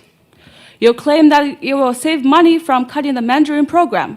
I don't know how you get the 500,000 savings because considerable amount of students and parents will move themselves to the charter schools. Thank you. Go ahead, sir. Good evening, everyone. I appreciate you all waiting and hearing from us. My name is Dave Holman. I'm an interventional cardiologist with Cardiovascular Institute of the South here in town. I spoke to some of you about a year ago, just shy of that, about extending the Mandarin Immersion program and the challenge that we faced as parents, recruiting and encouraging people to enroll. And I think that does reflect in the low numbers and the reason to consider stopping the program. But I'd like to say that I'm speaking against stopping the program. I think it should be continued, and I think it should be expanded. And as I've heard from all of the comments tonight in the 5+ hours we've all been here, one of the concerns is that we need to put the LPSS public school system in some way apart from the charter schools and the private schools. Mandarin is absolutely unique to all of that. There is no Mandarin program in Acadiana outside of the LPSS. To lose that is losing something original and unique only to LPSS, and there are no options outside of that. Additionally, I've heard from many that the plans are to analyze and look at the data as we move forward. If we eliminate a program, there is no opportunity to do that. If we're going to table this or move this forward or extend it and then have an opportunity to look at the data, that's fine. But if we eliminate it, it's dead. Thank you very much for your time. Go ahead, sir. Come on, ma'am. Thank you for allowing me to speak today. I really, really appreciate it. I know y'all tired, we're tired, but we're here defending what we believe to be right. My name is Dr. Adam Mayon, and I'm here to urge you to vote against the discontinuation of the Mandarin Immersion Program. I'm originally from Morgan City. I know the importance of the exchange of different cultures by way of music, the delicious food here, and of course the language. Now in grad school, I met my wife who is from China. I came to love her, her family, and Chinese culture. We moved up north for a couple of years, I know, and we had kids, but unfortunately we didn't have an opportunity to teach our daughter how to speak Mandarin. And on top of that, most of her family in China did not know how to speak English. That barrier served to be incredibly difficult because our daughter had no decent way to communicate and to love her Chinese relatives, especially her grandparents, on a deeper level. Well, we decided to move back to Louisiana, and we had the decision to make Baton Rouge, New Orleans, Morgan City. No, we chose around Lafayette. You know why? It was because of this very Mandarin Immersion School program at Middlebrook.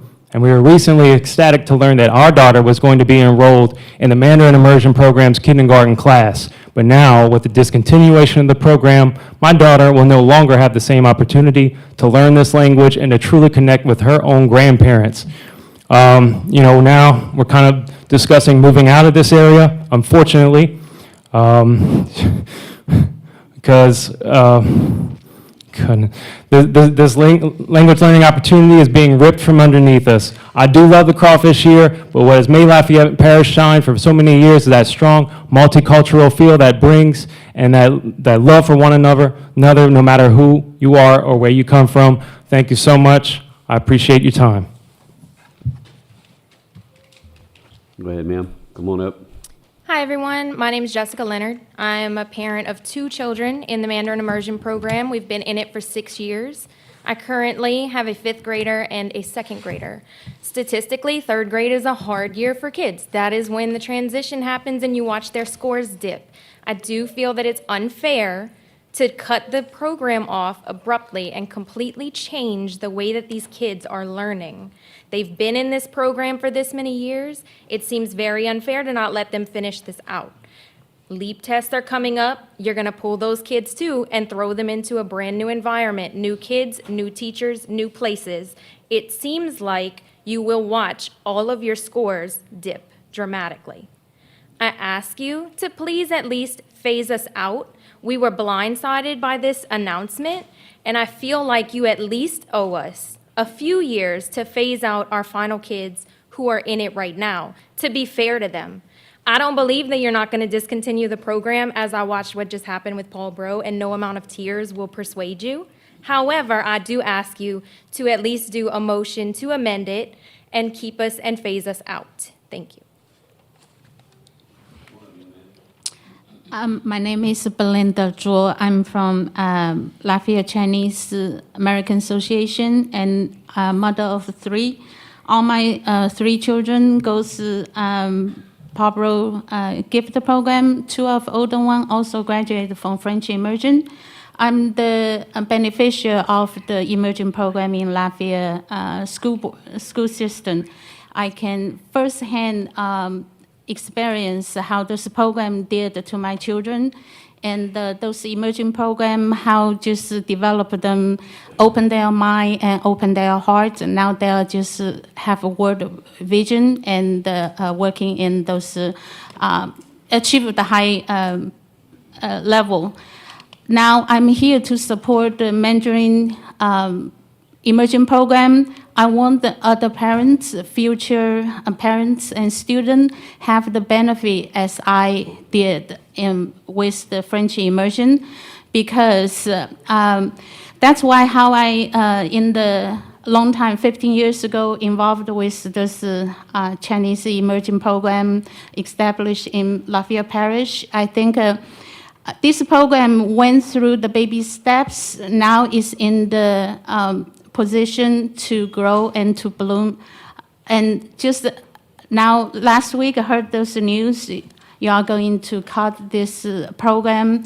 I feel very disappointed, deep concerned, because once this program cut, I don't believe we'll have another chance to establish. This program is with the GIFT program, Spanish immersion, French immersion, with the Mandarin immersion. This will be build up Lafayette Parish school system, a rich environment for learning. Yeah, thank you.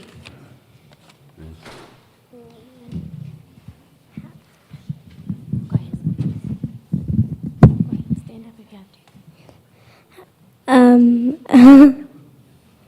am Nolan from 2nd grade, and I think that we should keep Chinese immersion because the kids coming in next year to do it will not have it if y'all have gotten rid of it by then. And all of the hard work that us have done to keep it and progress will be for nothing, as we would have had no Chinese immersion left to do it with. Me. Hi, my name is Amanda Schuster. I'm Nolan's mom. He's been in the program since he was in kindergarten. My husband and I moved to the area about 11 years ago, and we came from a very small town, one school, one red light. There were no opportunities there. One of the things that we were excited about coming into this parish were the amount of opportunities that our kids would have living in a bigger place. And I just want to say that I think it's sad that you guys are willing to take those opportunities away from our children. And yeah, thank you. I'm here again. I'm going to speak Chinese, and I'm also here to help my teacher.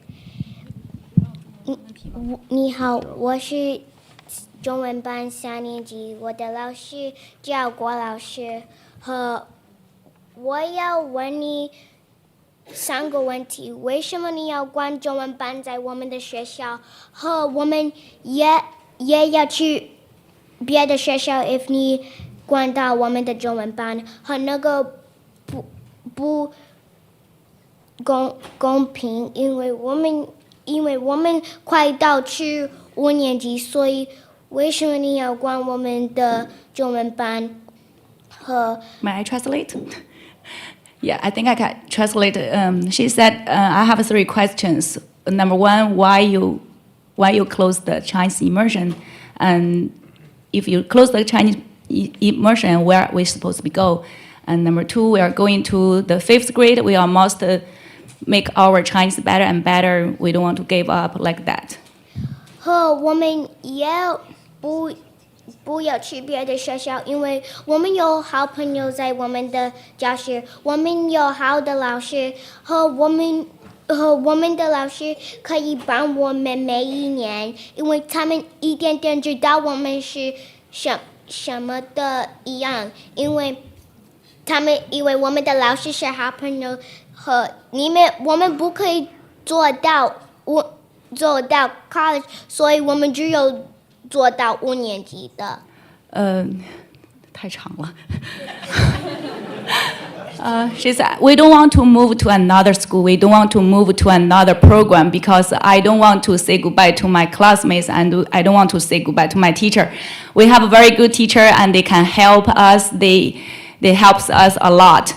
We feel a pity we cannot go to college and learn Chinese, but if we can go to 5th grade, Sorry. Yeah. That was me. This is her Time. Last 2, come on up. Good evening. My name is Guo Liping. I'm the 3rd grade teacher, Chinese immersion. I never thought about I have chance to teach abroad in Thailand and American if I don't know how to speak English. And when I was learning English, I don't know I didn't realize how important English to me. So just like how important the Mandarin to my students right now. So no one more language will give our children more chance in future. They have more choice in future. We can think about what can they choose in future if we close this program and our students gave up to learning program, what will be happen on their future, not only right now.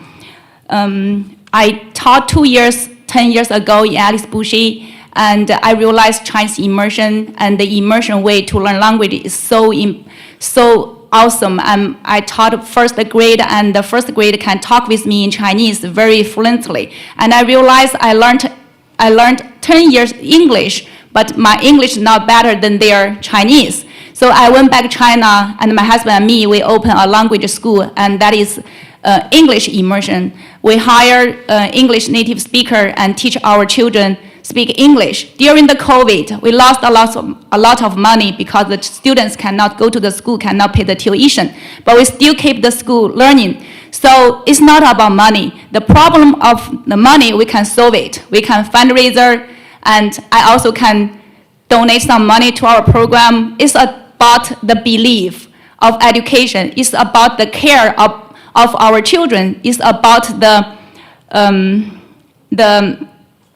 dream of education. To be educator, do we really want to give our children better education and better chance? I need one more minute because I'm not native speaker. I cannot speak so fast. Okay. The young lady with the mask will be the last speaker. That's the best I can do. Good evening, dear school members. My name is Qin Miao. I'm the second grade Mandarin immersion teacher. I only have 2 points to speak for Mandarin immersion program. First, kids are the future of the family and the country. We should think about our low-income family. In public school, there are not all kids from rich family. If the program is cancelled, they totally lost the chance to learn Mandarin because the family have difficulty to pay for online classes. Second, if Chinese immersion program can expand it to middle school, I believe there will be more and more students to join the program and benefit from it. Cutting the program makes our students, teachers, and the family heartbroken. Thank you. Go ahead, ma'am. Come on up. Good evening, everyone. My name is Yao Lingzheng. I'm a Mandarin immersion teacher in Middlebrook Elementary School. I moved to Lafayette 9 years ago from China, and I have been working in Middlebrook for 6 years. This is my 6th year. So I started working in 2018. That year, they hired me as a fourth grade teacher. In the past 10 years, Mandarin immersion program, they only have K to 3rd grade. I don't know why. So the first year, my student, I only have 6 4th grade. And the second year, I taught 4th grade and 5th grade. I don't have so many students at that time. But since they started 4th grade and 5th grade, our kindergarten started to have more students. I mean, 2019, we have more than 20 kindergartners, and 2020, and I mean, before COVID that year, we have 24 kindergarten students, which means you expand the program to 5th grade. It's helped a lot, keep us growing. And the others, I saw my kids, I mean, since 2021, I started teaching kindergarten. The little girl just now, she can speak English so well, and I'm so impressed by her. So I think our kids deserve a chance to have our program. They deserve to have a bigger dream in future. Please keep our program. Help us. Thank you. Time. Come on up, sir. Y'all will be the last two comments this evening. Good evening, everyone. I'm a concerned community person, and I have no prepared speech, so I will only speak from my heart. Being a bilingual person, I have two children gone through Lafayette public school system. I would be very proud to say they have MD behind their title, which I don't have. And as such, I consider they are high achiever. As such high achiever, I fail to teach them Mandarin at home. I'm only saying that, not boasting myself, except to tell you how difficult the language is. Even though with the parents can do it at home, it cannot carry it out. And so when I see those children speak so well, I'm jealous. And I went to my nephew's graduation at Georgetown University for MBA. And Secretary Bright was sitting next to me. And my nephew was there to give a speech on stage. And I assume these are high achiever in the American society. When he go to study abroad, where does he go? He go to Singapore. Why? Because it's a financial center. So by prepare those children the language, it's really enrich their life and give them much more opportunity than any other Louisiana educational system can provide. And the other thing is the Computex, the AI conference in the world is going to happen in June in Taipei. What do they speak? Mandarin. So please support the system and give our children the opportunity of lifetime. Thanks. Thank you. Hi, thank you. Go ahead, sir. You're the last commenter.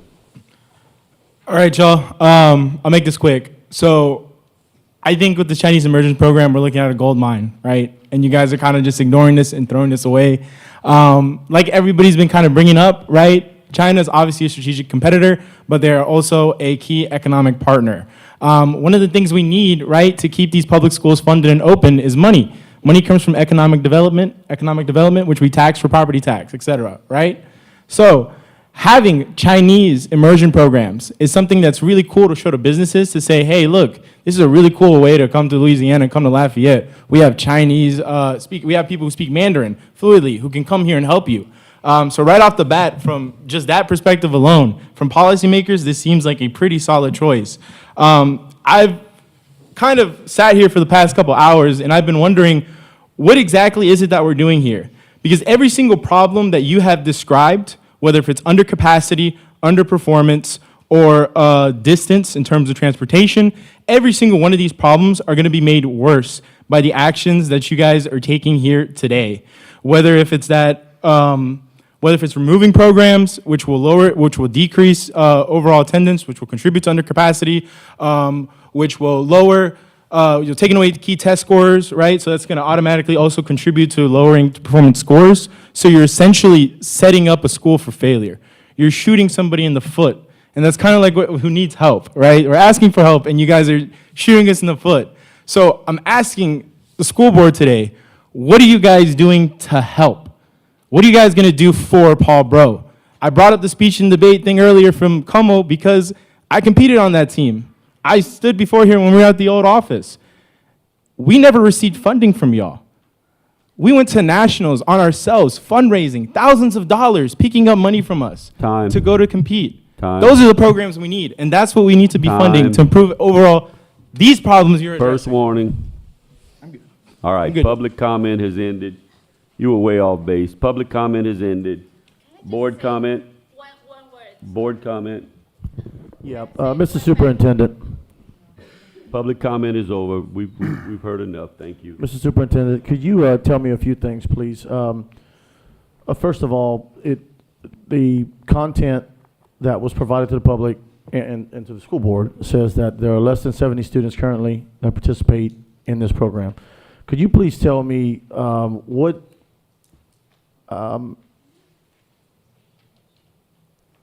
many students can this program accommodate? What do we have available? Why are there only 70 students? Further, I would like to know, I've heard from a couple of parents about a potential compromise.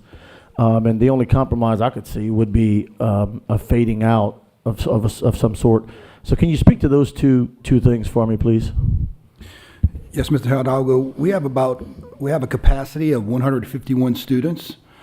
Right now, we have only 67. We have 8 teachers for these 67 students. This would be a cost savings of $510,000. Again, I'll keep going back to, and listen, I sympathize with everyone that stated something today.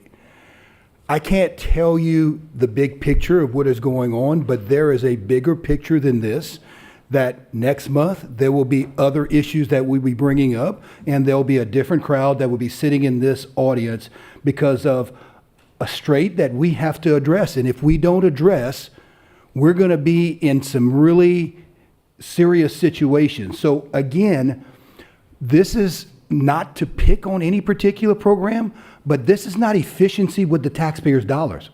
This is 67 kids that are being taught by 8 teachers. Again, No public comment. Sit. First warning. Externalities, economics, right? First warning. Benefits outside of the direct numbers you're looking at.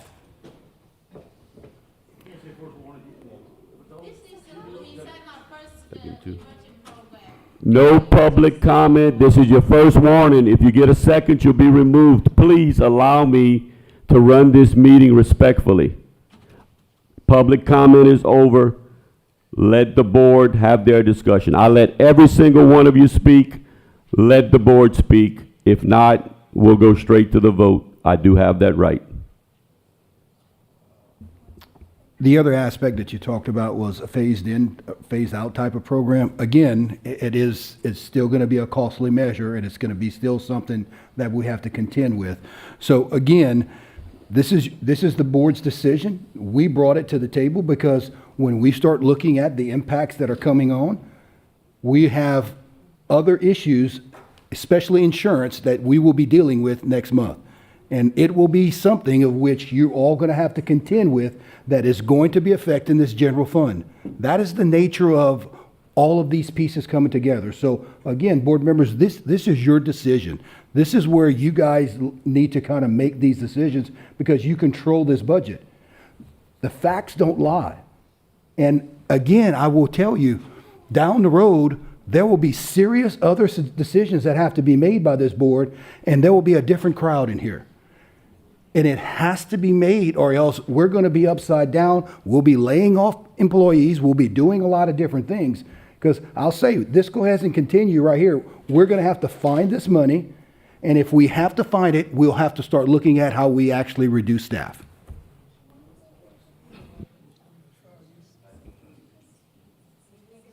Any other board comment? Yeah. Mr. Bergeron? I'd say this. The decision to end a language program and the decision to close a school, any school, those decisions are hard to bring back. I'd say almost impossible. I would sound sort of like a hypocrite if I just talked about people killing a French program my dad was in and then turn around and kill a program and not give anybody options. It's not like we're moving a program, we're killing one. It's a very serious discussion, a very serious item. And I've always been told don't say how you're gonna vote, but hearing the parents and saying there's no other option, I feel like this is a no one for me. And my fellow board members, my fellow board members are gonna make the best decision that they think they are, and no one here is doing anything out of spite or hate. I just want to say that. Like, our board members are going to have to make a decision. Like Mr. Francis said, it is a difficult decision. And next month, we're going to have more discussion. In May, we're going to have more discussion. And we're going to have a packed room again, potentially talking about changes. So now, I'm not saying that when we come back with data next year, I'm going to have a different discussion. But as of now, until I don't close a program, I don't close a school without making sure it's a very thoroughly decided decision for my part. Thank you. Ms. Strahan? I pulled this agenda item to give parents in the community an opportunity to speak on this item, like all other parents in the community were able to speak on the other items regarding removing programs, transferring programs over. So that's the first thing I want to make clear. Second, many of you parents weren't in the room when I said earlier I received over 200 emails, some of which from you, and I haven't had an opportunity to reply to all those emails. However, every email will be replied to. And the final thing that I want to say in regards to this program is, as I mentioned earlier, two points to this one. We have not brought on the comprehensive strategic planner to look at all of this. But also when we're talking about, and this in particular is completely shutting a program down, we should be discussing phasing out programs rather than just completely stopping them, a hard stop, especially for the next upcoming school year. So I will stand firm on that position as I was on the other board agenda items. Any other board member comment? Mr. Lejeune? The Chinese immersion program stops at 5th grade, am I right? Yes, sir. Any other board member comment? Hearing none. Ms. LeBeau? I'm really, I'm with Roddy on the fact that this is termination of a program post-lottery. But as many of you know, I also have a family member in the program, so it's a conflict of interest for me. It really is, because I understand the fiscal need to be responsible, but at the same time, it's hard for me to watch a family member, Kennedy, seeing you get up there and talk, for me, it is this is a conflict of interest, and so I will abstain from voting because I can't be impartial on this. And I feel like it's a conflict of interest, and I don't want to make that vote based on the conflict of interest. Any other board comment? Madam Secretary, I'll call for the vote.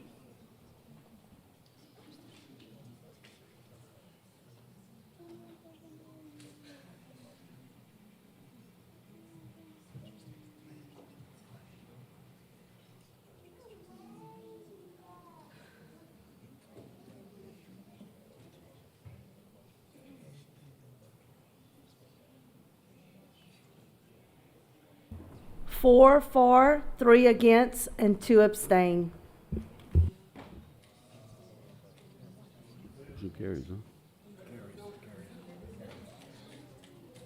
Motion carries. Was that? It passes 4-3. 2 abstained, did not vote. Our next agenda item is 3.14, Employee Services Discussion and/or Action Concerning Revision to the Supervisor of Construction and Expansion Job Description. Ms. Trahan, you pulled this one also? Yes, sir. Thanks, Mr. President. I'd like to make a substitute motion that the board approves the revision to the Supervisor of Construction and Expansion Job Description as attached to the public content section as amended as such. The qualifications in the Supervisor of Construction and Expansion job description have been revised to include a bachelor's degree in education. The requirement of commercial construction be included as preferred, and experience in education is required. There are additional changes to the job description, primarily updates to the current format for LPSS job description. This action does not impact the budget. That's my substitute motion. You attached a recommended action with the public content. The public content was referred to specifically with the removal of the commercial construction requirement, And I'm referencing that public content to clarify the amendment that I want to make. What is the motion? They need to know it over there, worded slowly. What is the exact motion? So you want me to just repeat it? Well, without the public content portion of it, So don't reference the public content that's in the recommended action.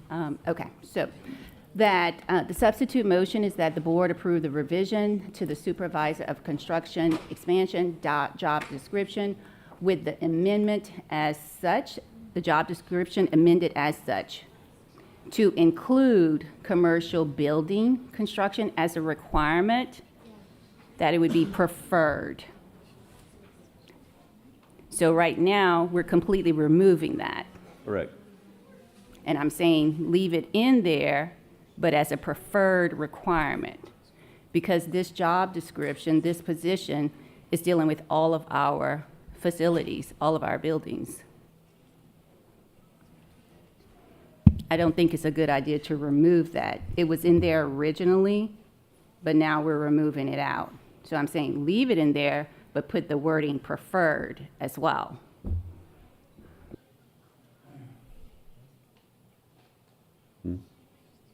I'm gonna need a second on that. Second. Second by Mr. Edmond.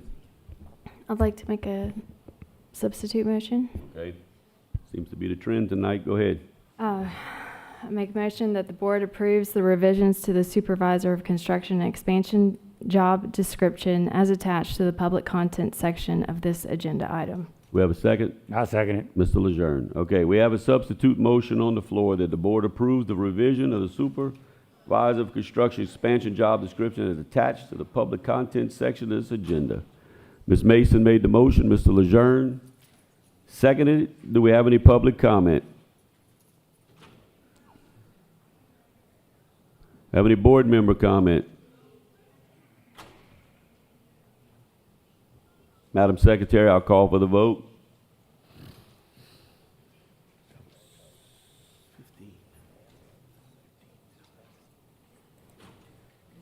Yeah, that's 14, yeah. Who's from losses, which one we on? Yeah, well, we're gonna get better at this. 7 for, 2 against. Motion carries. Next item, 3.15 is employee services, discussion or action concerning eligibility consideration of school-based instructor leaders, master teachers, and school data liaisons, eligibility for the 2002 sales tax fund, and the related job description changes. Ms. Trahan? Thank you, Mr. President. I have a question first regarding this, just for clarification. We're gonna need a motion. We cannot talk till we get a motion. Okay, I'd like to motion to have a discussion regarding the, Approve or not approve? okay, thank you. I would like to motion that we not approve the board, the eligibility of school-based instructional leaders, master teachers, and school data liaisons for the 2002 sales tax fund and the related job description changes as attached in the public comment section of this agenda. We have a motion. Do we have a second? We have a motion. Do we have a second? Second. Second by Mr. Edmond. I'd like to make a substitute motion. Go ahead. I make the motion that the board approves the eligibility of school-based instructional leaders, master teachers, and school data liaisons for the 2002 sales tax fund and the related job description changes as attached in the public comment section of this agenda item. We have a motion. Do we have a second? I'll second. Second by Mr. Lejeune. This is a substitute motion. Do we have any public comment?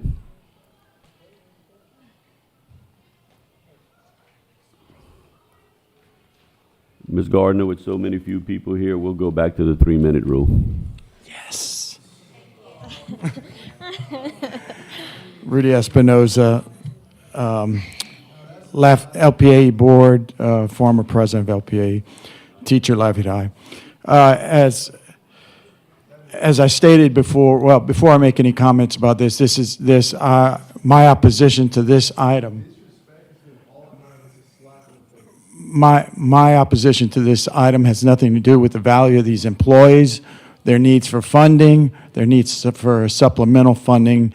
It is simply an opposition based on where that funding should come from. As I stated before in the previous meeting, the intention of the voter, the intention of the tax was very clear. It reads, authority for the Lafayette Parish School Board to levy an additional half-cent sales tax for use dedicated to the paying of costs of salaries and related benefits of classroom teachers. It was further defined, classroom teacher was further defined very narrowly by the board and Dr. Easton at the time in 2001. Additionally, in 2015, I would encourage you not to toss aside the work that has been done on this issue to make this as clear as possible for future boards like yourself. In 2015, the administration of this system put together a rubric that clearly defined who would be eligible and who would not be eligible, and that rubric could be applied for future positions as job descriptions change, as all sorts of things change in the future, which we don't obviously know. So that rubric, which you have in the packet that I gave you, it's the last item in the packet, I would encourage you, apply the rubric to these positions and see where it leads you, your own rubric created by this district for this very reason. I ask that you oppose this item. Thank you, Mr. Espinoza. Ms. Reed? Thank you. Julia Reed, President, Lafayette Parish Association of Educators. I'm sorry. I just wanted to elaborate a little bit on the rubric that's on here. It includes things like having a compass rating, student SLTs, providing daily instruction to students. Those are the things that classroom teachers do.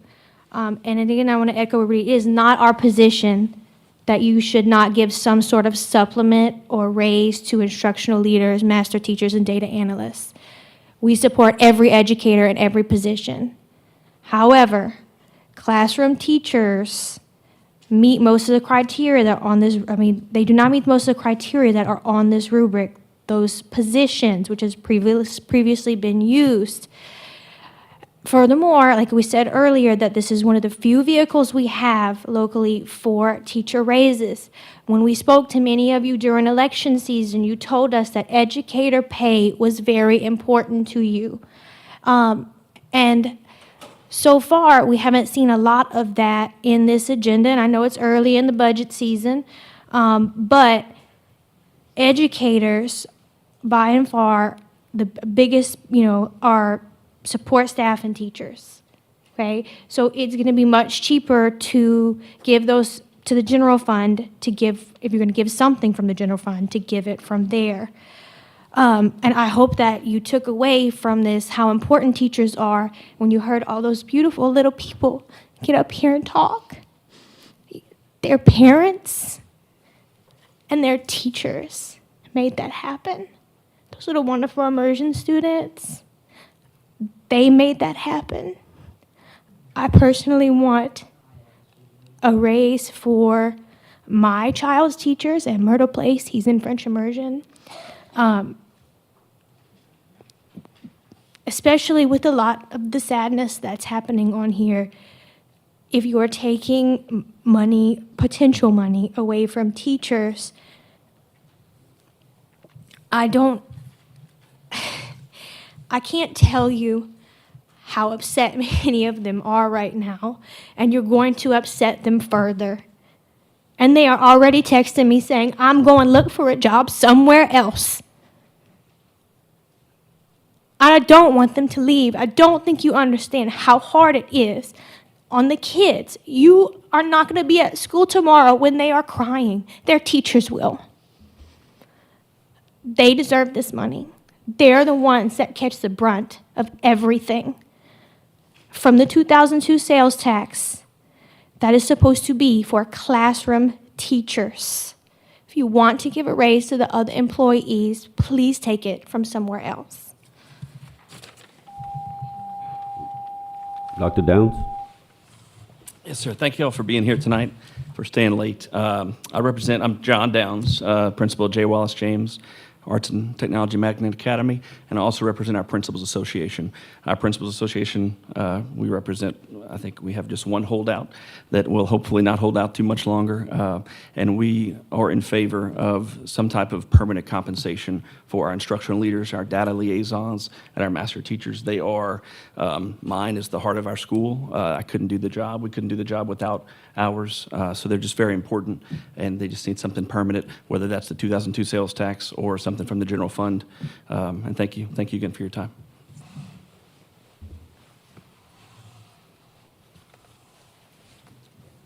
Hey guys, Natalie Hidalgo, Milton Elementary Middle.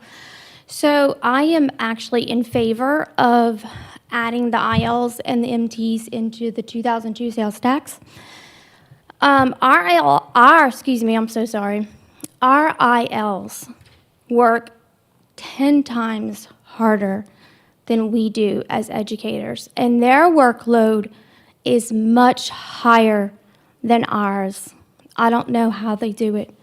And if you factor in the 2002 sales tax check that we do get, technically they make less than we do. So that's just a thought. Thank you. Thank you. Any more public comment? Any board comment? Yes, sir, Mr. Legislator. Go ahead, Mr. Lejeune. Are there any people on the list right now that are not classroom teachers? Yes, sir.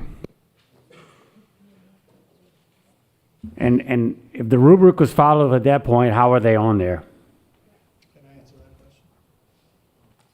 Ms. Gardner? So actually, when the board went and vetted all teachers at one point, or everybody who was on the board and reevaluated it and applied it, so like a counselor is not a classroom teacher, is not considered a classroom teacher, but it was approved through the sales tax that a counselor would be included. The original document it clearly said it, not administrators, is where it defined it. So speech therapist, counselors, those things fell into it. School librarians, even though you're not a classroom teacher every day, because in middle school you might not have a class as a librarian every day, or a high school librarian. In elementary you might. A counselor will do classes on occasion, but they might counsel kids. So when staff went in and evaluated, and as y'all all know, I think everyone can agree, for the past 4 years, you have seen staff in schools. You have seen Mr. Touchet on a daily basis still in schools, Dr. Robillet, Ms. LaFleur and her team. They have worked with these people, so we were able to truly vet the job descriptions to determine where we felt it truly fit, that it could fit there.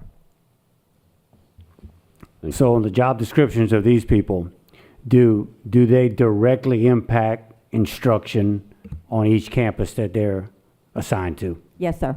We truly feel as staff, yes. Any more board comment? And I'm not going to speak for Mr. Hidalgo, but we're the ones 10 years ago that went through this after being on the board for 3 months, and that was thrown at us twice. So did we do right? Did we do wrong? We really don't know, but we were thrown under the bus on that one. Madam Secretary, I'll go ahead and call for the vote. Go ahead. I didn't just light up my thing just because you said my name. I actually wanted to say a couple of words. We haven't gone at it in a while. How you doing? We're not going to go at it. It's 11:15, buddy. A few things, please. I don't want to belabor it because, as Mr. President mentioned, we've gone through this time and time again, and I don't think, the question was, if we didn't follow the rubric, how are they on there? I don't think the question is whether we follow the rubric. I think the question is, what is the intent of the language in the tax and the intent of the tax itself? Therefore, is the rubric that was created a long time ago, makes sense? People have been taken off and put on this tax since its inception. So this sounds like it's just continuously more of a legal question. Mr. Hammonds, I understand that, you're not the end all be all, but, I want your opinion on what we've done and what we're doing here regarding adding these to the 2002 tax. Mr. Touchet, I would like to know what the impact is to this tax if these individuals that are being proposed were added to the 2002 tax. I would like to know what the impact is to our teachers that currently get the 14th check, which I'm going to say it is really been a political football since 2002. And I want to clarify, nowhere in any of this document, other than people's testimony, which is not a legal document, does it say anything about pay raises. Nowhere. So I want the teachers to continue to get their 14th check. I've been one of the very few hollering and screaming from the top of my lungs because they want the 14th check. They don't want it in their pay raise. And if things have changed since I was last on the board, I'll be glad to change my mind. But overwhelmingly, they want the 14th check. I want them to continue to get it. But I also want us to do things wisely in this school system. And I think that being fair to these people, you talk about instructional leaders, I've got many calls from teachers. A little disappointing there aren't many more here. I don't expect the instructional strategist to be up here advocating to be put on there or to be included because that's self-serving. But more teachers would have been nice. I've gotten many calls from many teachers who want their instructional leaders added. And so if I can get those couple of things addressed, the legality and the impact, I would appreciate it. Mr. Haldog, I'm going to yield to Ms. Gardner. Ms. Hidalgo, I do not have an exact number for you this evening. I have a predicted scenario. So remember earlier we discussed the fact of salaries. We are not asking for any, I want to be very clear, we are not asking for any salaries to be added for the instructional leaders, the data analysis. So these are not salaries we are asking for. We are asking them to be eligible for the 13th check, which is actually the interest check in May.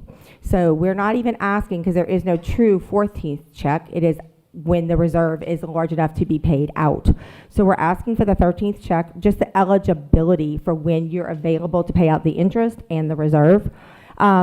If you had at 100, so we have an instructional leader on every campus. Some campus has 2 because of the grade span, like Milton has 2 due to K to 8.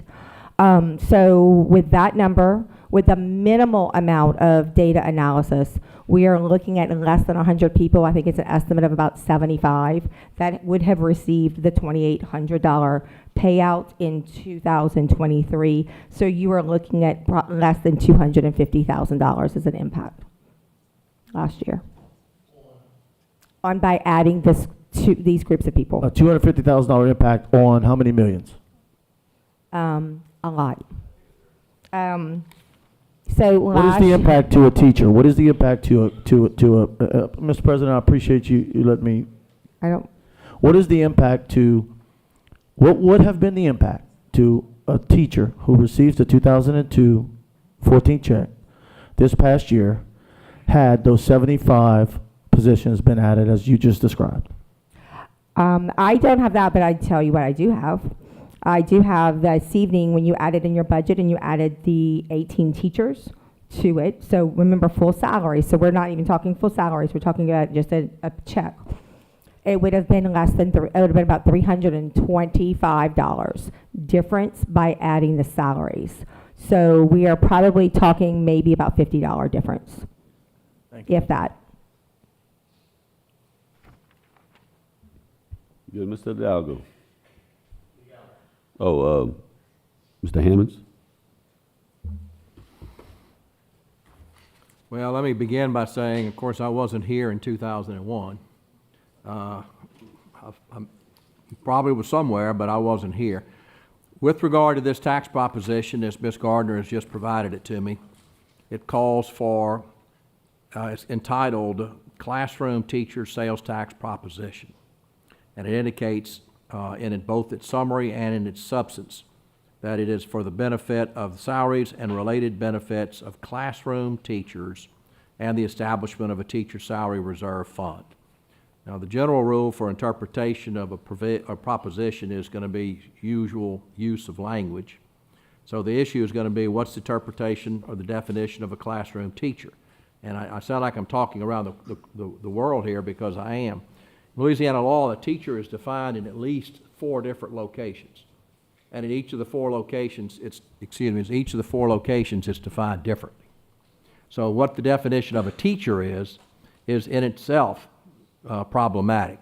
For example, a teacher under the tenure law is going to be anybody who holds a teaching certificate in a job requiring the holding of a teaching certificate. For purposes of other laws like sabbatical leave, which is later on the same agenda, it's defined as, and whose duties relate directly to teaching. There are other definitions as well. The issue is going to be the term classroom teacher. And again, we've had this issue come up in a related matter, and that is, you mentioned counselors before, and counselors can be a counselor with a teaching certificate. And so does that make them a counselor or does that make them a teacher? A librarian is a teacher. There are a number of school employees who have teaching certificates in order to perform the duties of their position. Many of them are in the schools. For example, many of the librarians actually teach classes in library. And so I think they would fit within this definition. And so the issue is going to be, again, the definition of classroom teacher. If we'd had more time, I would have suggested that you got an opinion from the bond attorney who handled this proposition for you back in 2001 to see what their position would be on that particular issue. At this hour of the evening, only thing I can point out is the fact that the term classroom is used in this, in both the summary and in the language of the proposition itself. So it's going to be it's a legal issue as to whether or not the individuals who are to be added here would be considered classroom teachers. As I review their job descriptions, they're all required to have teaching certificates. And so, you know, if you make the definition of a teacher to be someone whose job requires a teaching certificate and who possesses a teaching certificate, then each of those categories of individuals would fall within that category of being a teacher. The issue is going to be not whether they're teachers. The ultimate issue is going to be whether they're classroom teachers. And, you know, it's somewhat ironic to me as I read some of these job descriptions. It looks like some of these are teachers supervising teachers. Teachers trying to make teachers better teachers. And so it's almost ironic to me that a teacher who's in the classroom would be eligible to get this supplement, but the teacher who is teaching the teacher in the classroom would not be eligible to get the same supplement. And so what I take from this proposition is that the staff or that someone felt that those individuals who are actually in the classroom but providing services to the teachers to help them better provide students to the services should be eligible for the same opportunity to participate in the sales tax as those who are actually the named teachers for the class. Again, I know it's a long answer for a short question. It's a close, just say it's a close call, and it's all going to render or come down based on the definition of the term classroom teacher. I think you can vote on it, or alternatively, I think that if you wanted to defer it until your next meeting, I don't know, does this have to be voted on tonight? Let me ask the staff. Is this something that's time sensitive? Is the money getting ready to be distributed or something? Because I was going to say, if you had another month, I might suggest that you get an opinion from the bond attorney who helped you with this proposition. I don't mean to interrupt. I don't have a legal opinion sitting in front of me, but I can assure you, and Mr. Latiolais, I mean, you were on the board before.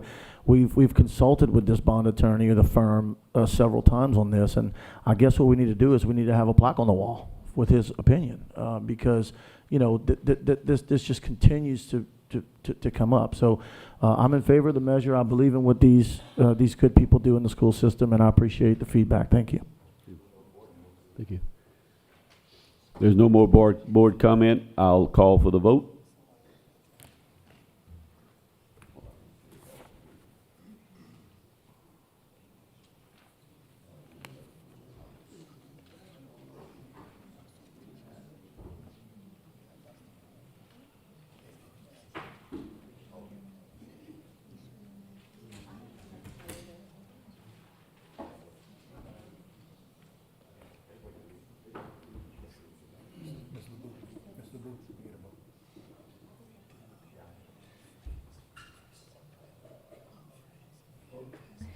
7 for, 1 against, 1 abstain. Motion carries. Final agenda item. 3.21, risk management, decision and/or action concerning policy GBRHA, professional, personal sabbatical leave for teachers, administrators. Ms. Trahan, you pulled that one also. Thank you, Mr. President. I'd like to recommend a substitute motion that the board not approve the deletion of policy GBRHA, professional personnel sabbatical leave for teachers, administrators, as attached in the public content section of this agenda item. We have a motion. Do we have a second? A second. We have a second by Mr. Edmond. I'd like to make a substitute motion. Go ahead. That the board approve the deletion of policy GBRHA, professional personnel sabbatical leave for teachers/administrators as attached in the public content section of this agenda item. We have a motion. Do we have a second? I'll second it. Second by Mr. Lejeune. This is a substitute motion, ladies and gentlemen. We'll open up the floor for public comment.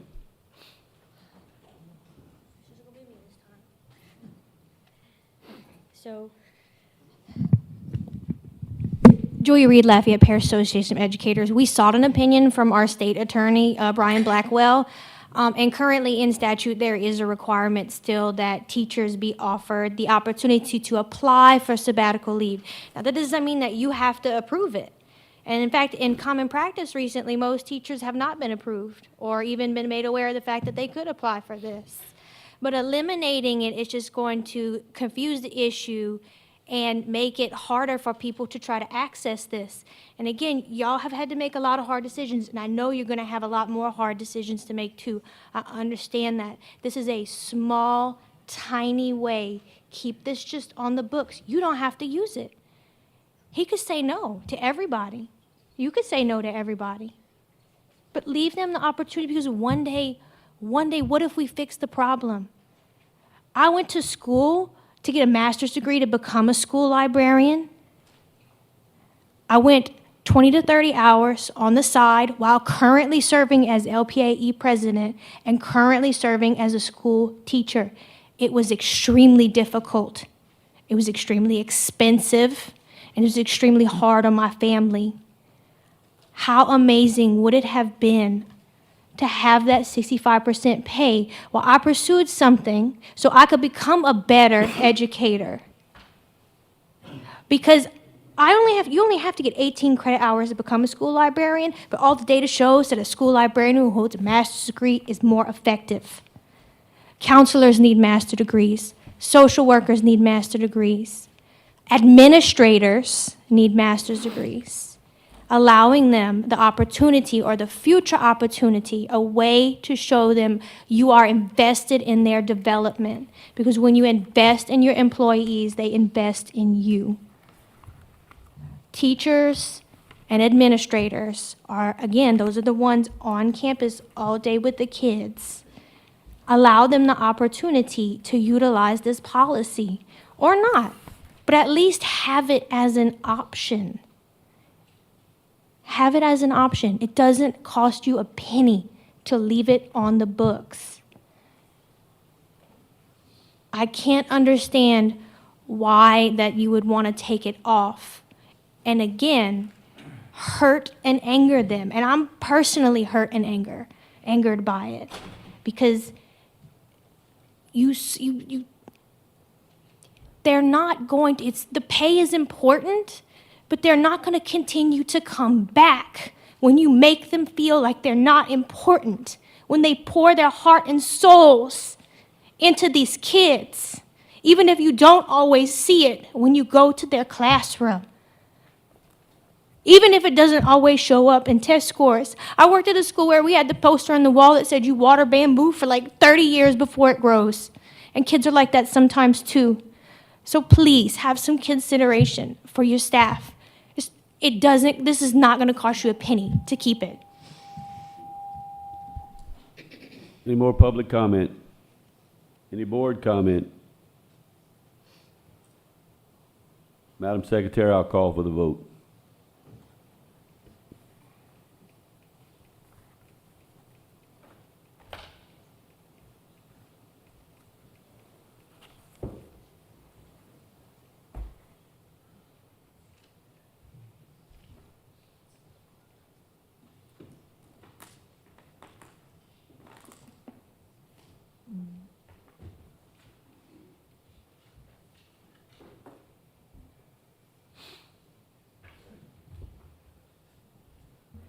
Three for, 6 against. Motion fails. That's our agenda for this evening, this meeting. Wait. The motion, Oh, wait, substitute, wait. substitute motion was to approve. Right, so the substitute motion failed, now we go back to the meeting. This is wrong, Christie.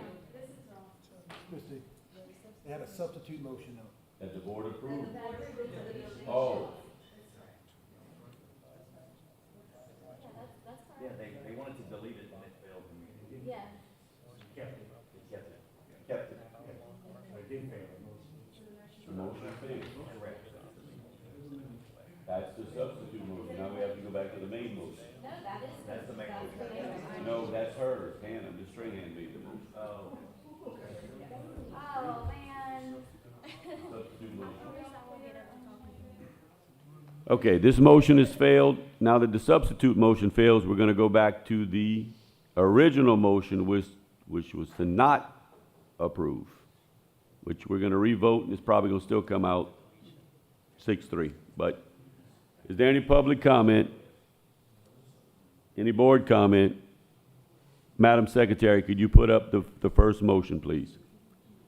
That the board not approve the deletion. So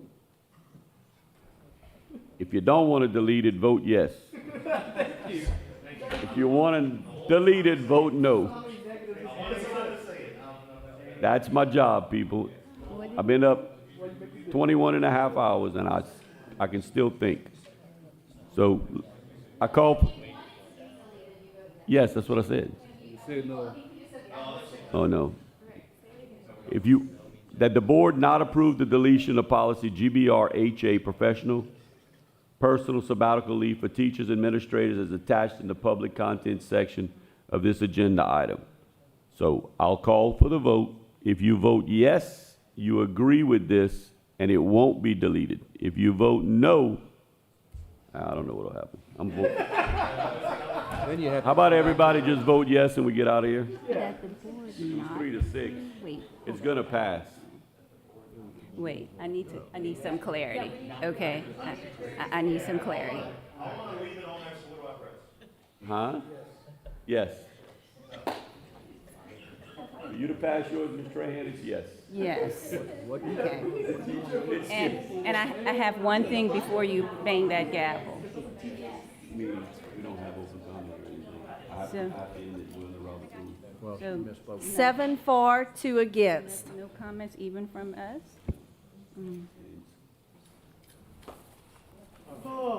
Motion carries. That was a final agenda item. This meeting is finally adjourned.